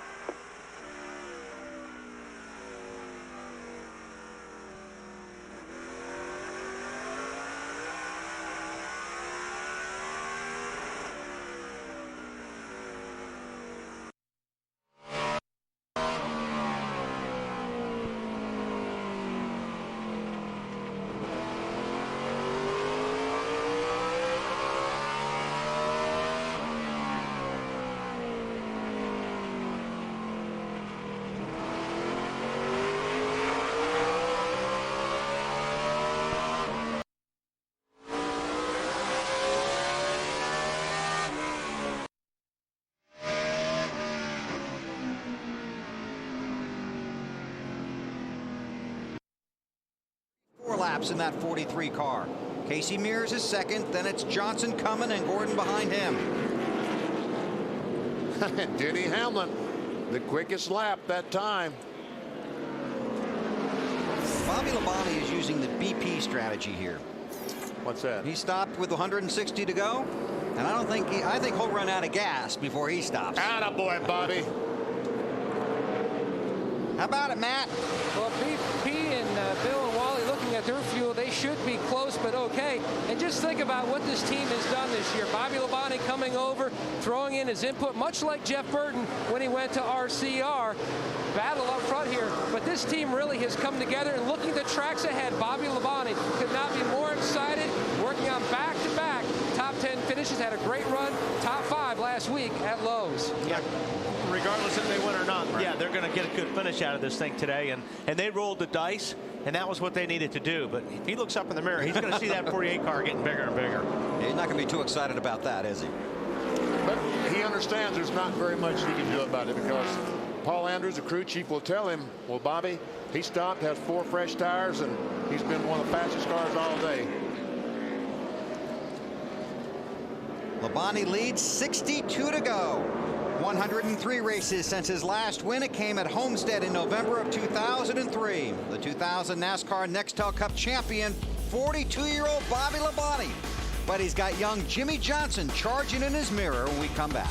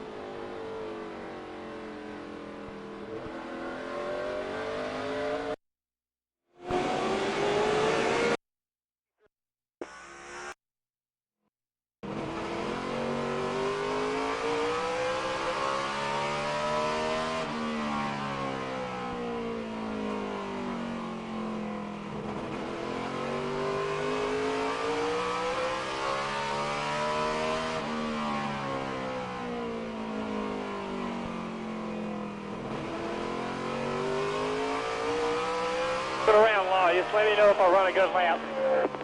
That last one was pretty good.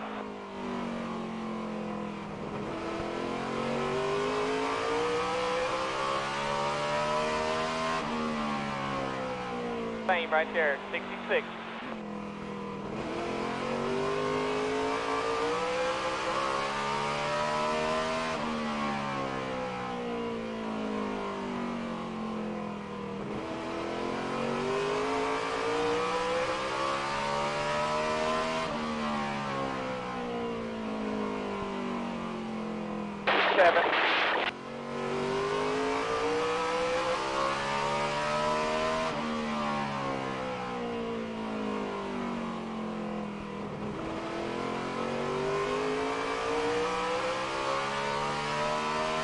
Yellow's out, got to spin behind your racetrack, will be clear when you get there.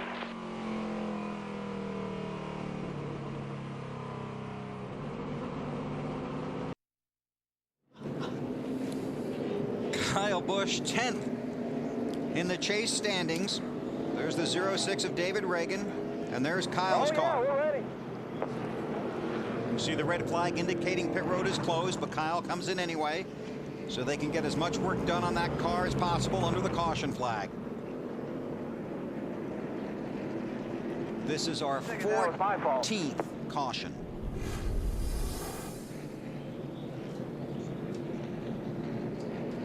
He's already around by the time we get to it, and there you see Kyle getting a piece of the wall.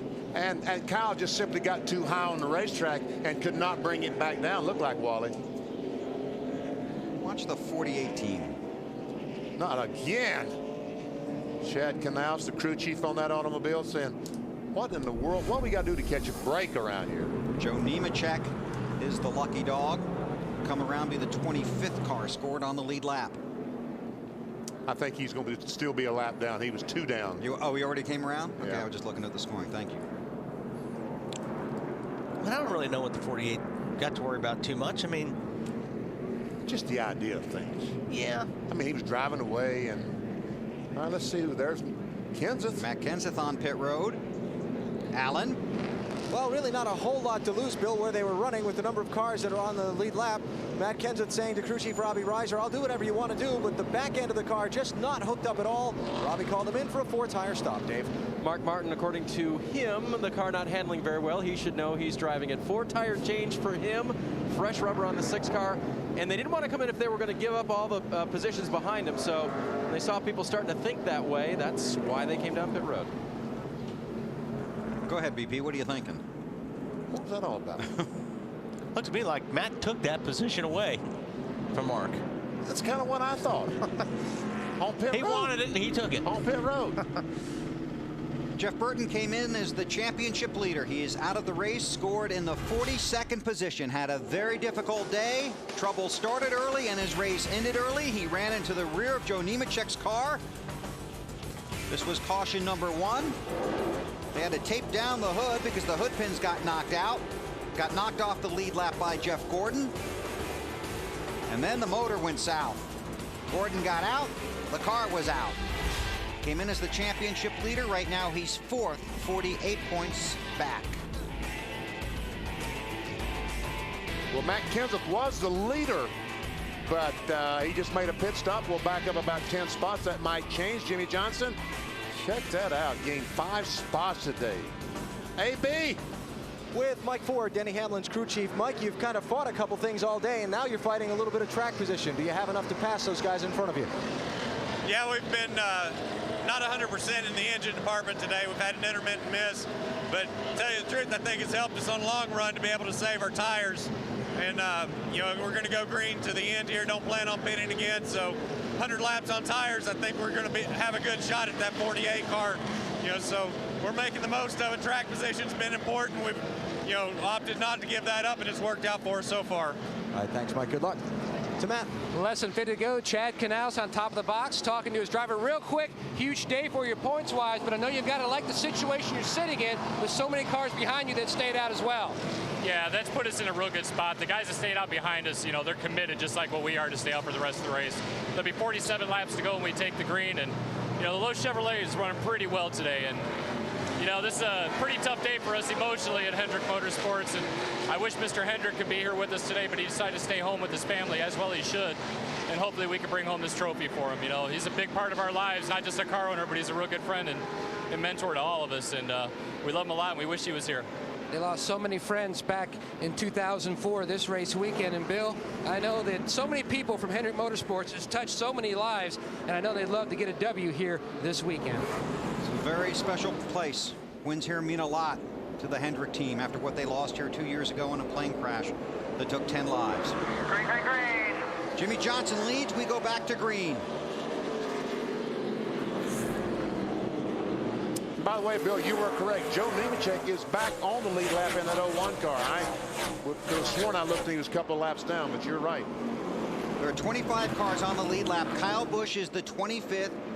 Matt Kenseth restarted 15th. Mark Martin 16th. And see, this is where it works really for, you know, to Jimmy's advantage. You can see he's got a good lead now. He's got Denny Hamlin back there and Jeff Gordon are still kind of trapped back there in a little bit of traffic. While they're running side by side, Jimmy Johnson's laying down some good laps, and he's starting to pull away a little bit. Somebody's getting a black flag there. I think they're unhappy with the way David Reagan tried to line up for the restart in that Yeah. 06 car. Yes, that's right. He dove in on the inside of those guys going in turn 3 and passed on the left, and so that warned him. What what happened. Junior got in the back of Casey Kane. Casey Kane got a little sideways, but they both checked up and recovered. Well, here comes Tony Stewart. He's on the inside of Boyer. Takes away the 8th position. Marty, how about that Earnhardt car? Well, I think he's getting a little frustrated behind the wheel. He came on the radio under caution, talked to Tony Eury Jr., said, I'm really disappointed we haven't made the car better throughout the day. And here at the end of the race, the car's really not to my liking. The man who's actually very fast is Tony Stewart, the guy behind him. But Junior, not very happy with his race car right now. A little too tight. And when you're not happy with the race car, you start to take it out on others. Yeah, would you say the tougher it is, the rougher it gets? Yeah. Well, we're down to 43 laps of tough and rough right now. Well, see, you're getting to the point now with just 42 laps to go. It's time to win, and you want something to win with. And currently, he doesn't have something to win with, and that's what makes it so frustrating. Kane behind Gordon, then Earnhardt, then Stewart.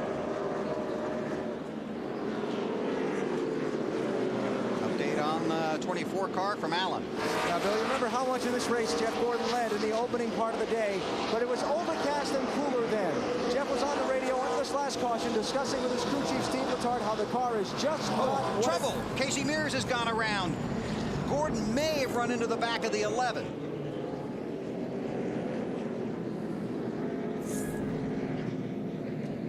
Sorry about that, Alan. I believe that the 38 car, now how in the world that happened is beyond me, but if I'm not mistaken, the 38 of Gilliland ran in the back of 42. Well, let's see what the video evidence shows. That's exactly what did happen. Oh, Gordon over the curb. Threading the needle.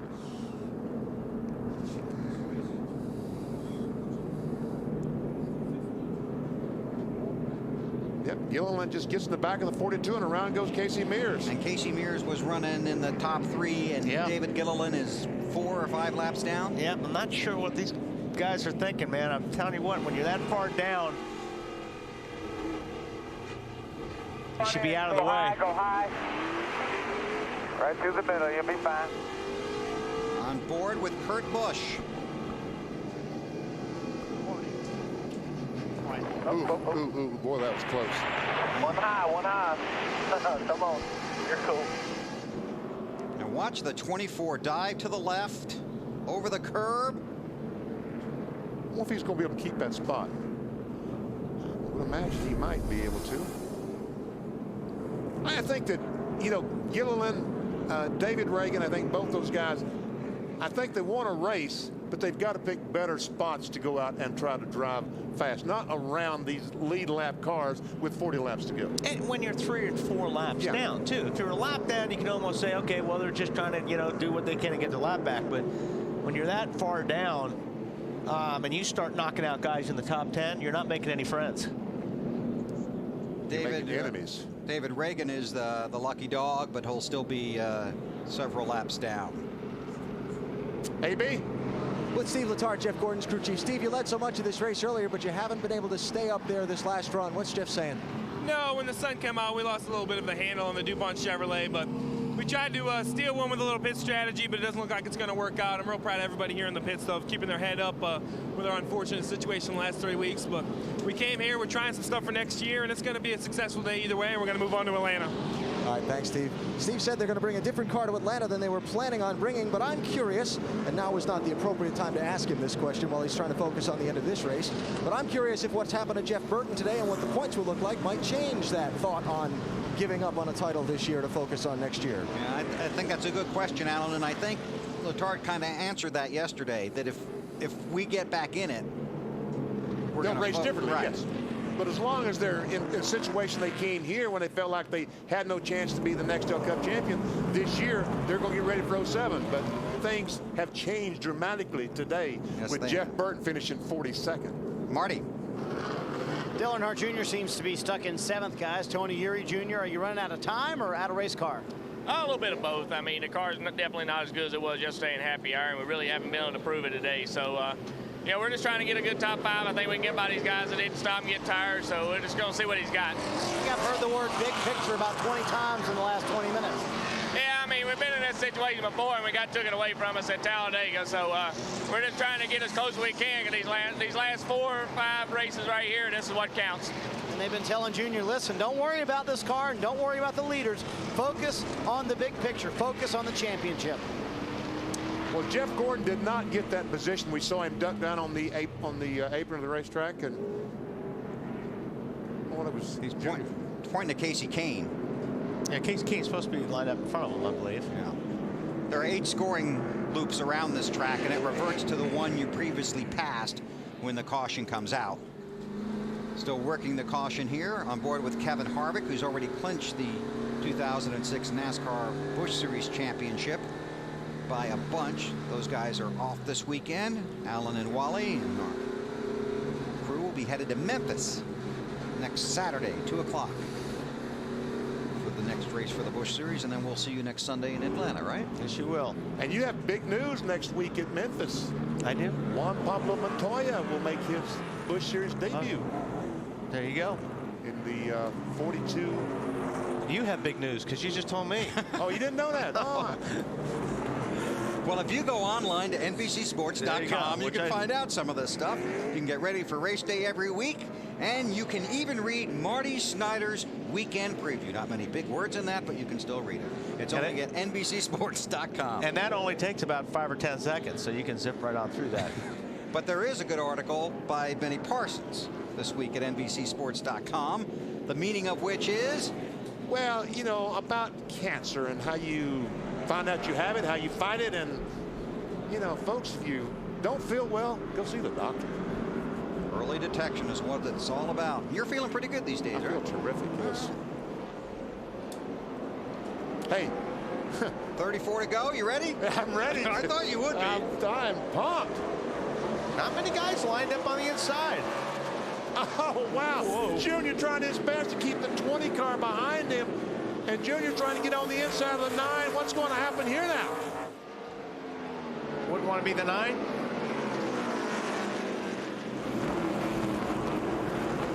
Whoa. And he's all over. Casey Kane is all over Casey Mears. And Stewart is still there. He's still there. Almost ran out of room there. Oh, careful. Oh, we got somebody spinning. Boyer's gone around. Caution is out. Get it cranked up. You'll be all right. Gil Martin say, crank it up and go. Cranked up. Oops, don't hit the wall, though.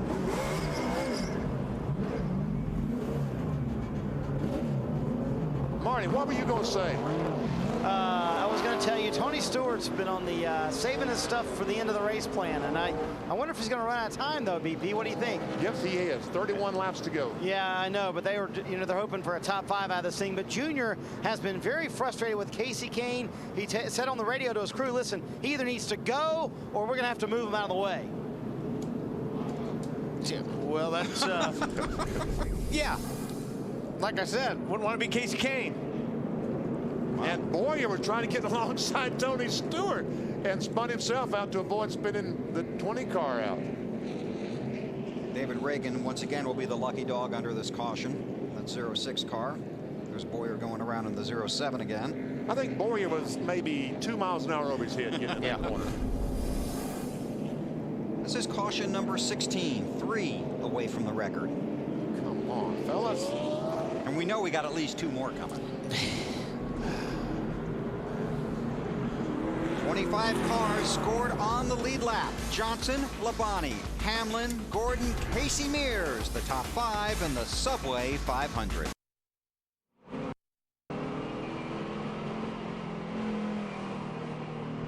Lucky dog, 5 cars back on the outside.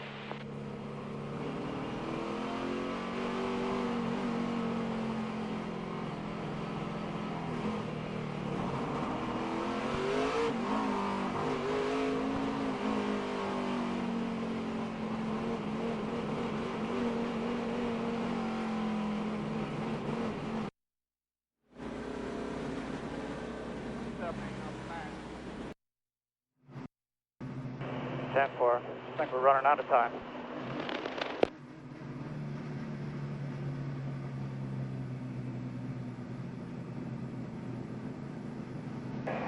I'm just trying to keep everyone interested. 10-4. I think they stopped giving lucky dogs when it's 10 to go. Yeah, you're right.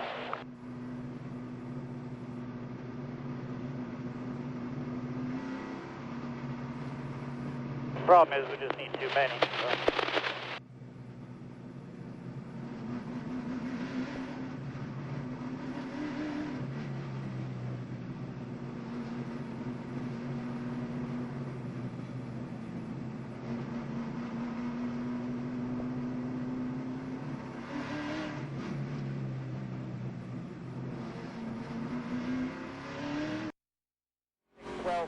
Now right off of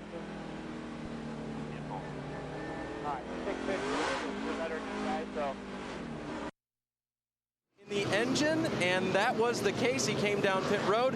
They used their pressurized system to refill it. Don't know yet whether he's damaged the motor, but Mark said there was no water pressure at all in the motor. Boy, that's just heartbreaking.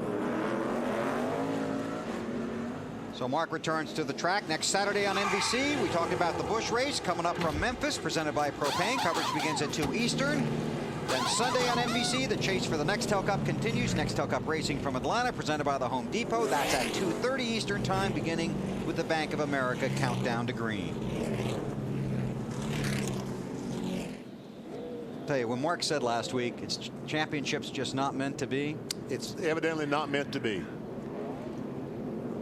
Well, he's been, let's see, runner-up 4 times in the championship standings.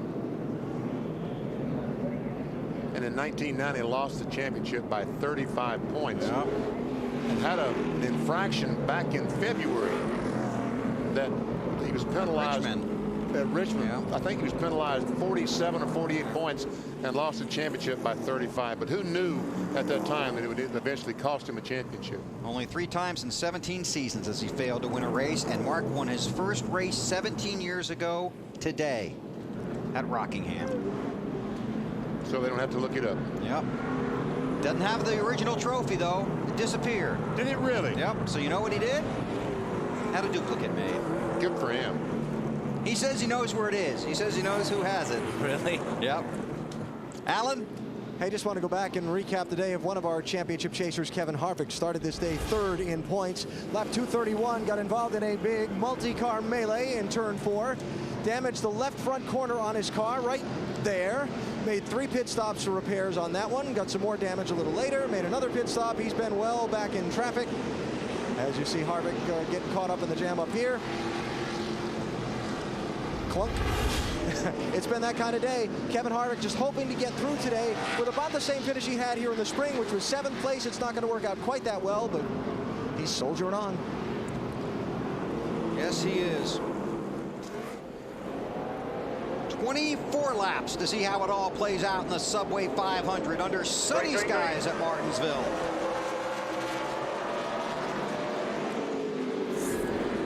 Johnson has just 1 short track win. Came right here 2 years ago.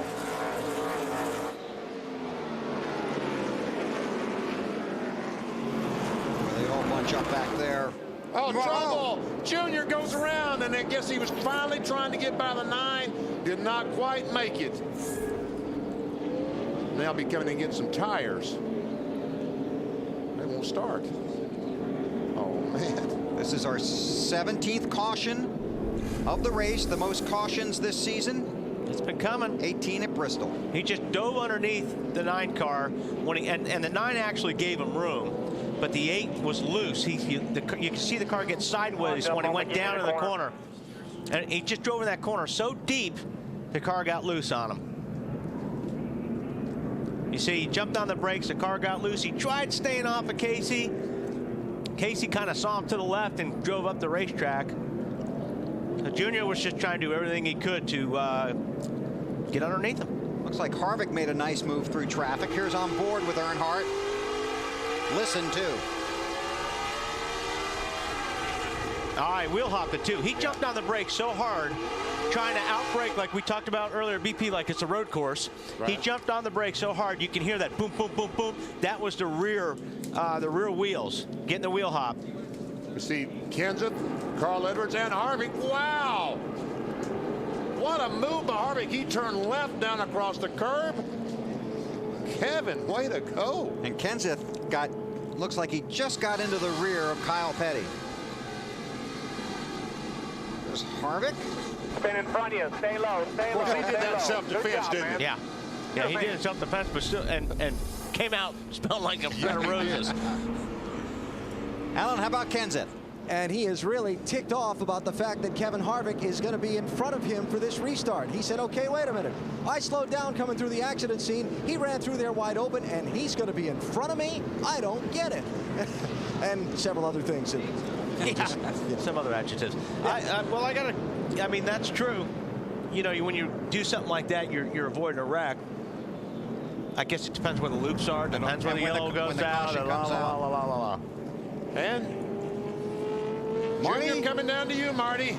It's a long trip down pit road, too, and being in the 8 pit, you just get the feeling like what next is going to happen to us. I mean, remember the Talladega? They were running, obviously going to finish no worse than third in that race, and they had the problem where Vickers takes out Jimmy Johnson and Dale Earnhardt Jr. Here they are running in the top 10 in Martinsville, and they have this problem. Junior said the brakes locked up on him going into turn 3, like you were talking about, Wally. Got a little wheel hop. They're going to restart probably 25th. And not be able to make much damage, I would say, on the field with as few laps as there are remaining. Yeah, they were. Man, he lost a lot of spots there. He was sitting third or fourth, I think, in the championship there when he was running up front, and now he's back to round 7th. So just that little slip up there cost him some spots in the championship. And these caution laps might help Mark Martin make it to the finish and hang on to a lead lap position at the end. Mark. How about it, Dave? And they decided not to come in and change your radiator. In Mark's words, do you want me to just race it until it lays down? And he said, by the way, check with Jack before we make that move. Jack Roush, car owner. That's basically the move they made. They did come down and top it off with water one more time just to make sure it is full. But Mark's still not sure if it's going to make it to the end. It is leaking water, Dave, though? Well, you know, the crew looked underneath and conferred with NASCAR officials when he came in. And they all shook their head as if to say, we didn't see anything, and the officials didn't see anything either. So then he hasn't been questioned recently by NASCAR in terms of if he's leaking anything. So it's kind of odd. But they believe that it is full again, and okay now temperature-wise. But Mark's worried it's still going to break. The 18 to go, and we get the green. Mark's in 24th. Earnhardt Jr. right behind him in 25th. Here comes the green. We did confirm with NASCAR scoring that when the caution came out, the 29 was in front of the 17, so that Harvick was in the proper position. Scoring's always done at the previous loop. Bobby Labonte in second. Hamlin working on the outside of the 2 car. Oh, their 20 car. Tony Stewart got blocked in bad by the 38. But he takes that position away from Kane by going and making it 3 wide down the front stretch. Talking about Tony Stewart.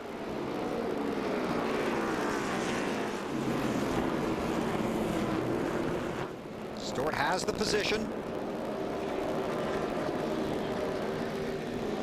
Kane behind him. Denny Hamlin goes underneath Labonte now, trying to take that second spot away. I would think he's going to get it. Racing in his home state of Virginia, Denny Hamlin in that 11 car. Bobby Labonte back to 3rd, Gordon in 4th. Casey Mears has the 5th spot, 15 to go.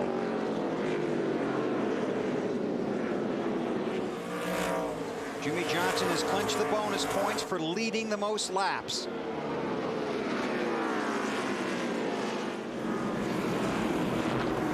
Kurt Busch in that 2 car is 4 laps down. He spun earlier and hit the inside wall along the front stretch. Johnson trying to pull away. Here comes Hamlin. The last lap, Denny Hamlin was a little bit quicker than Jimmy Johnson, but not fast enough for it to make a whole lot of difference before the end. 13 laps to go. Mears all over Gordon. That's for 4th. Yeah, Casey Mears has been right on the back bumper of the 24. Tony Stewart has closed up a little bit on these 2 guys. Boy, Stewart is right there. And Casey Kane. We see Hamlin that lap just a tick faster than Jimmy Johnson, but once again, not enough to make a big difference. After all, he's a second behind. Earnhardt Jr.'s in the 22nd spot. Mark Martin 24th. Mears working on the bumper of Gordon. And he just wants to touch it. Just touch it enough to where just a little bit slide about the racetrack, but fills that spot. Now Stewart stays close enough to the 42 car. He'll hang the 24 out there. Uh-oh, trouble. Kenny Wallace goes around off turn 2. Caution flag is out. Ooh, this is not what Jimmy Johnson wanted to see. This is what Denny Hamlin wanted to see. Boy, you got that right, Wally. Caution number 18. 4 tires on. Update on Denny Hamlin from Allen. You're going to like this, guys. That caution came out. Denny Hamlin came on the radio and in a very quiet voice said, "He's mine." Really? Yeah. Oh, wow. And I got a big chuckle out of the guys in his pit box. Boy. Mike Ford is crew chief. Take a look at what happened here. Looks like McMurray in the 26 got in the back of Kenny Wallace. And yeah. See, that wouldn't happen that first 100 laps, would it? No, they're through. No more Mr. Nice Guy. Earnhardt Jr. was back there. He got through it okay. On board. Dale.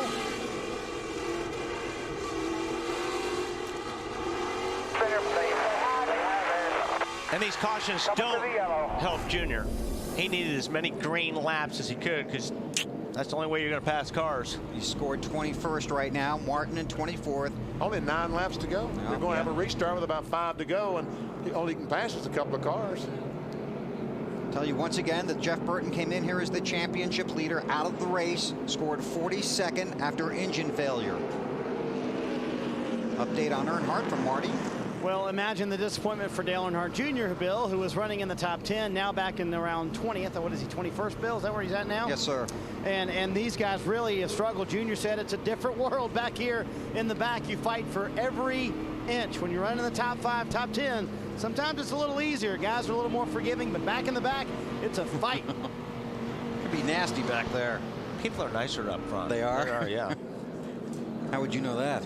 That's why I am the way I am. Okay. I thought maybe that Junior might have that position on Sterling Marlin because, but I guess when they went back to the previous loop they'd crossed, that Sterling Marlin was in front of the 8 car. All right, Denny Hamlin said that 48. Fine. We'll see. He's a home state boy from the state of Virginia. And that California kid leading the race. Yeah. It will be a single file restart. Inside of 10 to go.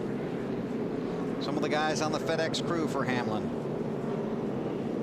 A little nervous. Denny Hamlin's a 25-year-old rookie in that 11 car. Already has 2 wins this season. Won both Poconos. Started the season by winning the Budweiser Shootout. In his 2 races here at Martinsville, 37th and 8th. Drove 7 Cup races last year, had 3 top 10s, and that pretty much set the stage for 2006. The driving for Coach Joe Gibbs, he brings a lot of talent and a lot of focus to a team that was looking for a guy to put in the seat. Now he's behind Jimmy Johnson with 6 to go. Stewart tries the outside of Mears. Tries the outside of everybody. Takes the spot away, does Tony Stewart. Meanwhile, the battle for the lead. Hamlin is right there on the back bumper. I'm telling you, that 11 car gets through the center better than anybody here right now. It would mean a lot to Denny Hamlin to win at Martinsville. He is all over that bumper. Contact, and here he goes. 48 didn't like that too much. He's going to run him down low to the racetrack. These are 2 drivers racing for a championship and racing for the win. And Bobby Labonte, a hungry Bobby Labonte, right behind them. He may come out winning this thing if these guys keep banging on each other. Hamlin on the bottom, 48 on the top. Jimmy Johnson's not giving it up. Johnson back in front. He's going to use that bumper again. He's going to keep using it. 3 to go. Johnson gets a little bit of distance, but Hamlin will close it up in the turns. Gonna have maybe one more shot at him. And that's exactly what it's going to be, a shot.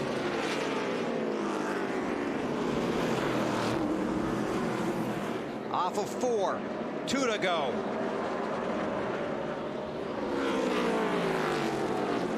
Hamlin's going to try and make one more run at Jimmy Johnson.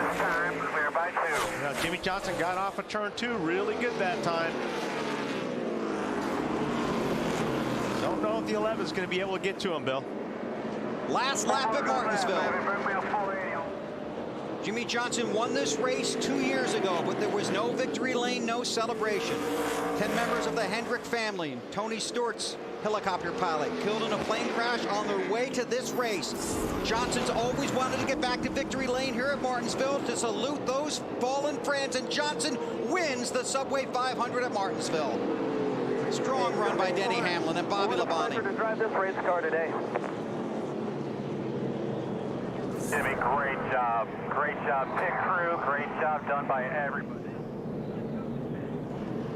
It was Chad Knaus. You heard Chad talking about how car owner Rick Hendrick is not at the track today.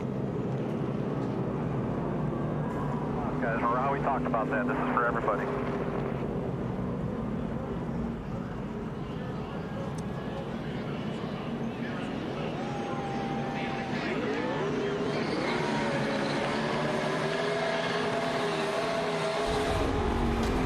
Chevrolet congratulates Jimmy Johnson and the 48 Monte Carlo SS on another great Team Chevy victory.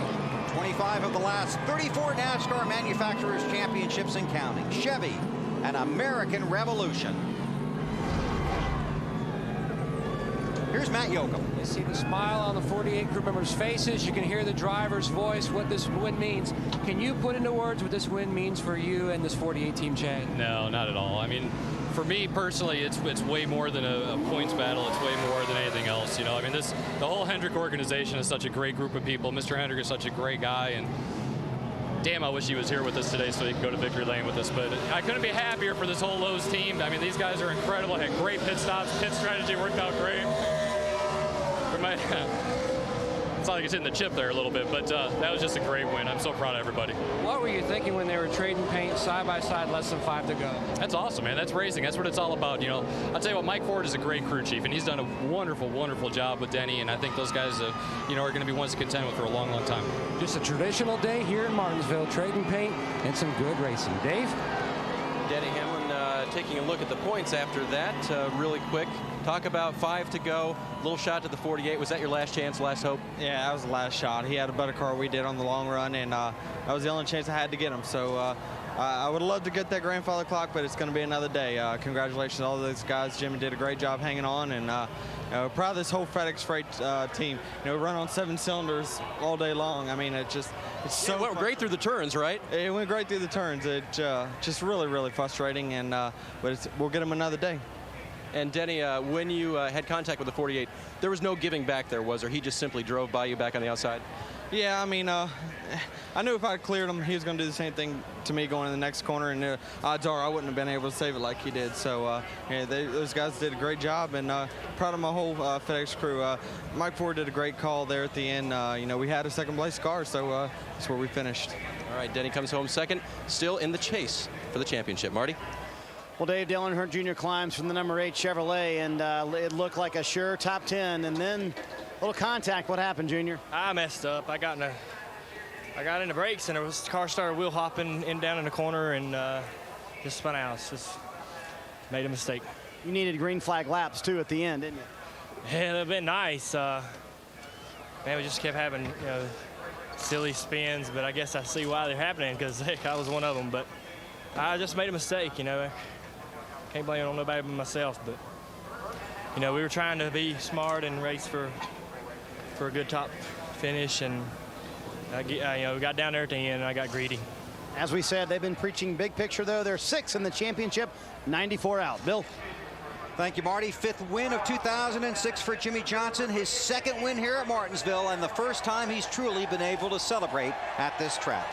He's in victory lane. Here's Alan Bestwick. And here's Jimmy Johnson.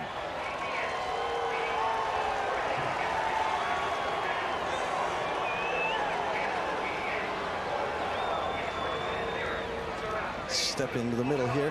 Jimmy, congratulations. First question, tell me about those last 6 laps. Short track racing at its best. I have to give Denny a lot of credit for racing as hard as he did. Yeah, I knew being in the lead that I was going to get a shot, and he gave me a shot. And then after that, he took his chance, he couldn't get by, and then raced real clean after that. So I just don't know what to say. I'm kind of out of breath, and I want to wish Mr. Hendrick and everyone back in North Carolina that was a part of our H501 and 501RH going down a couple years ago. We didn't have a chance to celebrate then because of the loss of our close friends, and we're just so happy to be here today. And it doesn't ease the pain, but it may put a smile on all those families' faces. And you will get a chance to celebrate tonight. Jimmy, talk to me about when you got shuffled back in traffic by the strategy. Your teammate Jeff Gordon didn't stop. You did with 100 to go. Any worries you were going to be able to get back up there? I knew that I had a really good car. I thought that it would have been easier on us if we would have stayed out, but I was able to get back through there. This car was so good. I could really abuse it and then still have something left at the end of a run. So just very thankful for Lowe's, all the employee owners in the sport they give us. Hendrick Motorsports working so hard. This car is going to go race in Phoenix. Take it home, cut the body off of it, take it to Phoenix, try to win there. Don't know if you were aware that Jeff Burton, the leader in the points, had a problem today, but you're now 3rd in the standings, 41 points from the lead with 4 races to go. A thought? It's a crazy chase. You know, the chase started, we were down and out. Didn't think we had a shot at fighting back, and then luck is a weird thing. The 31's been a very strong team and organization. I have a lot of respect for them. But luck's a weird deal that you can never predict. We've had our bad luck, they've had some now, and fans are going to have a heck of a race to the finish. Enjoy this victory lane. Congratulations. Thank you. Jimmy Johnson, winner at Martinsville. Bill? Thank you, Alan. There's his crew chief, Chad Knaus. Now time for our Nextel post-race report from the Subway 500 at Martinsville. Jimmy Johnson and Hendrick Motorsports celebrates in Victory Lane.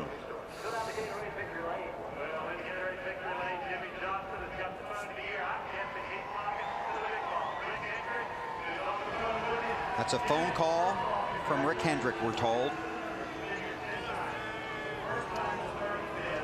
Matt?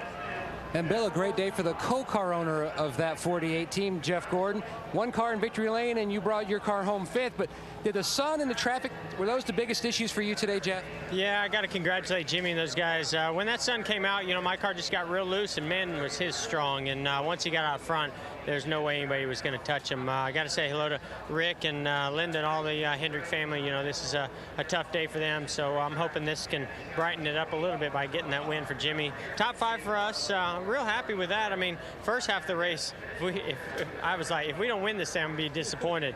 Once that sun came out and we lost some track position, and holding those guys off is a lot of fun on old tires. I was like, man, if we can just get top 5, I'll be happy. So, you know, Tony, he was kind to me there at the end. He could have really got me, and I had a lot of fun racing with Casey Mears. Can't wait for him to be my teammate next year. You had a good conversation with him. Was that about all that on the racetrack? I told him he's far too kind, far too kind. I've seen him not that kind to me before, so it was a lot of fun racing. You know, that's probably because he was outside the chase. If he was inside the chase, we might have hit a little bit harder, but you know what? He's so good here, and you know, I love racing him, and I just like racing at this place. It wasn't much of an outside groove, but what little there was, we tried to use it. Jeff Gordon comes home 5th today in Martinsville. Dave? Well, Richard Petty won here 15 times in the 43. John Andretti has a victory here in the 43. And how tough was it to give up the lead late in the race? Well, really one very tough one. Those guys were a lot faster than I was. I tell you what, we didn't have the best car early on, and we got a couple laps down to prove it. And the guys kept working real hard. We took some rubbers out and made about a bunch of changes on our Cheerios Dodge. And you know, Paul did a great job. I mean, we just held on there at the end. A lot of caution flags helped out, but with 100 to go, we were leading the race, and you know, can't pass any soul all day, you know, because we just weren't able to. But guys did a good job, and you know, we just came out with a good finish.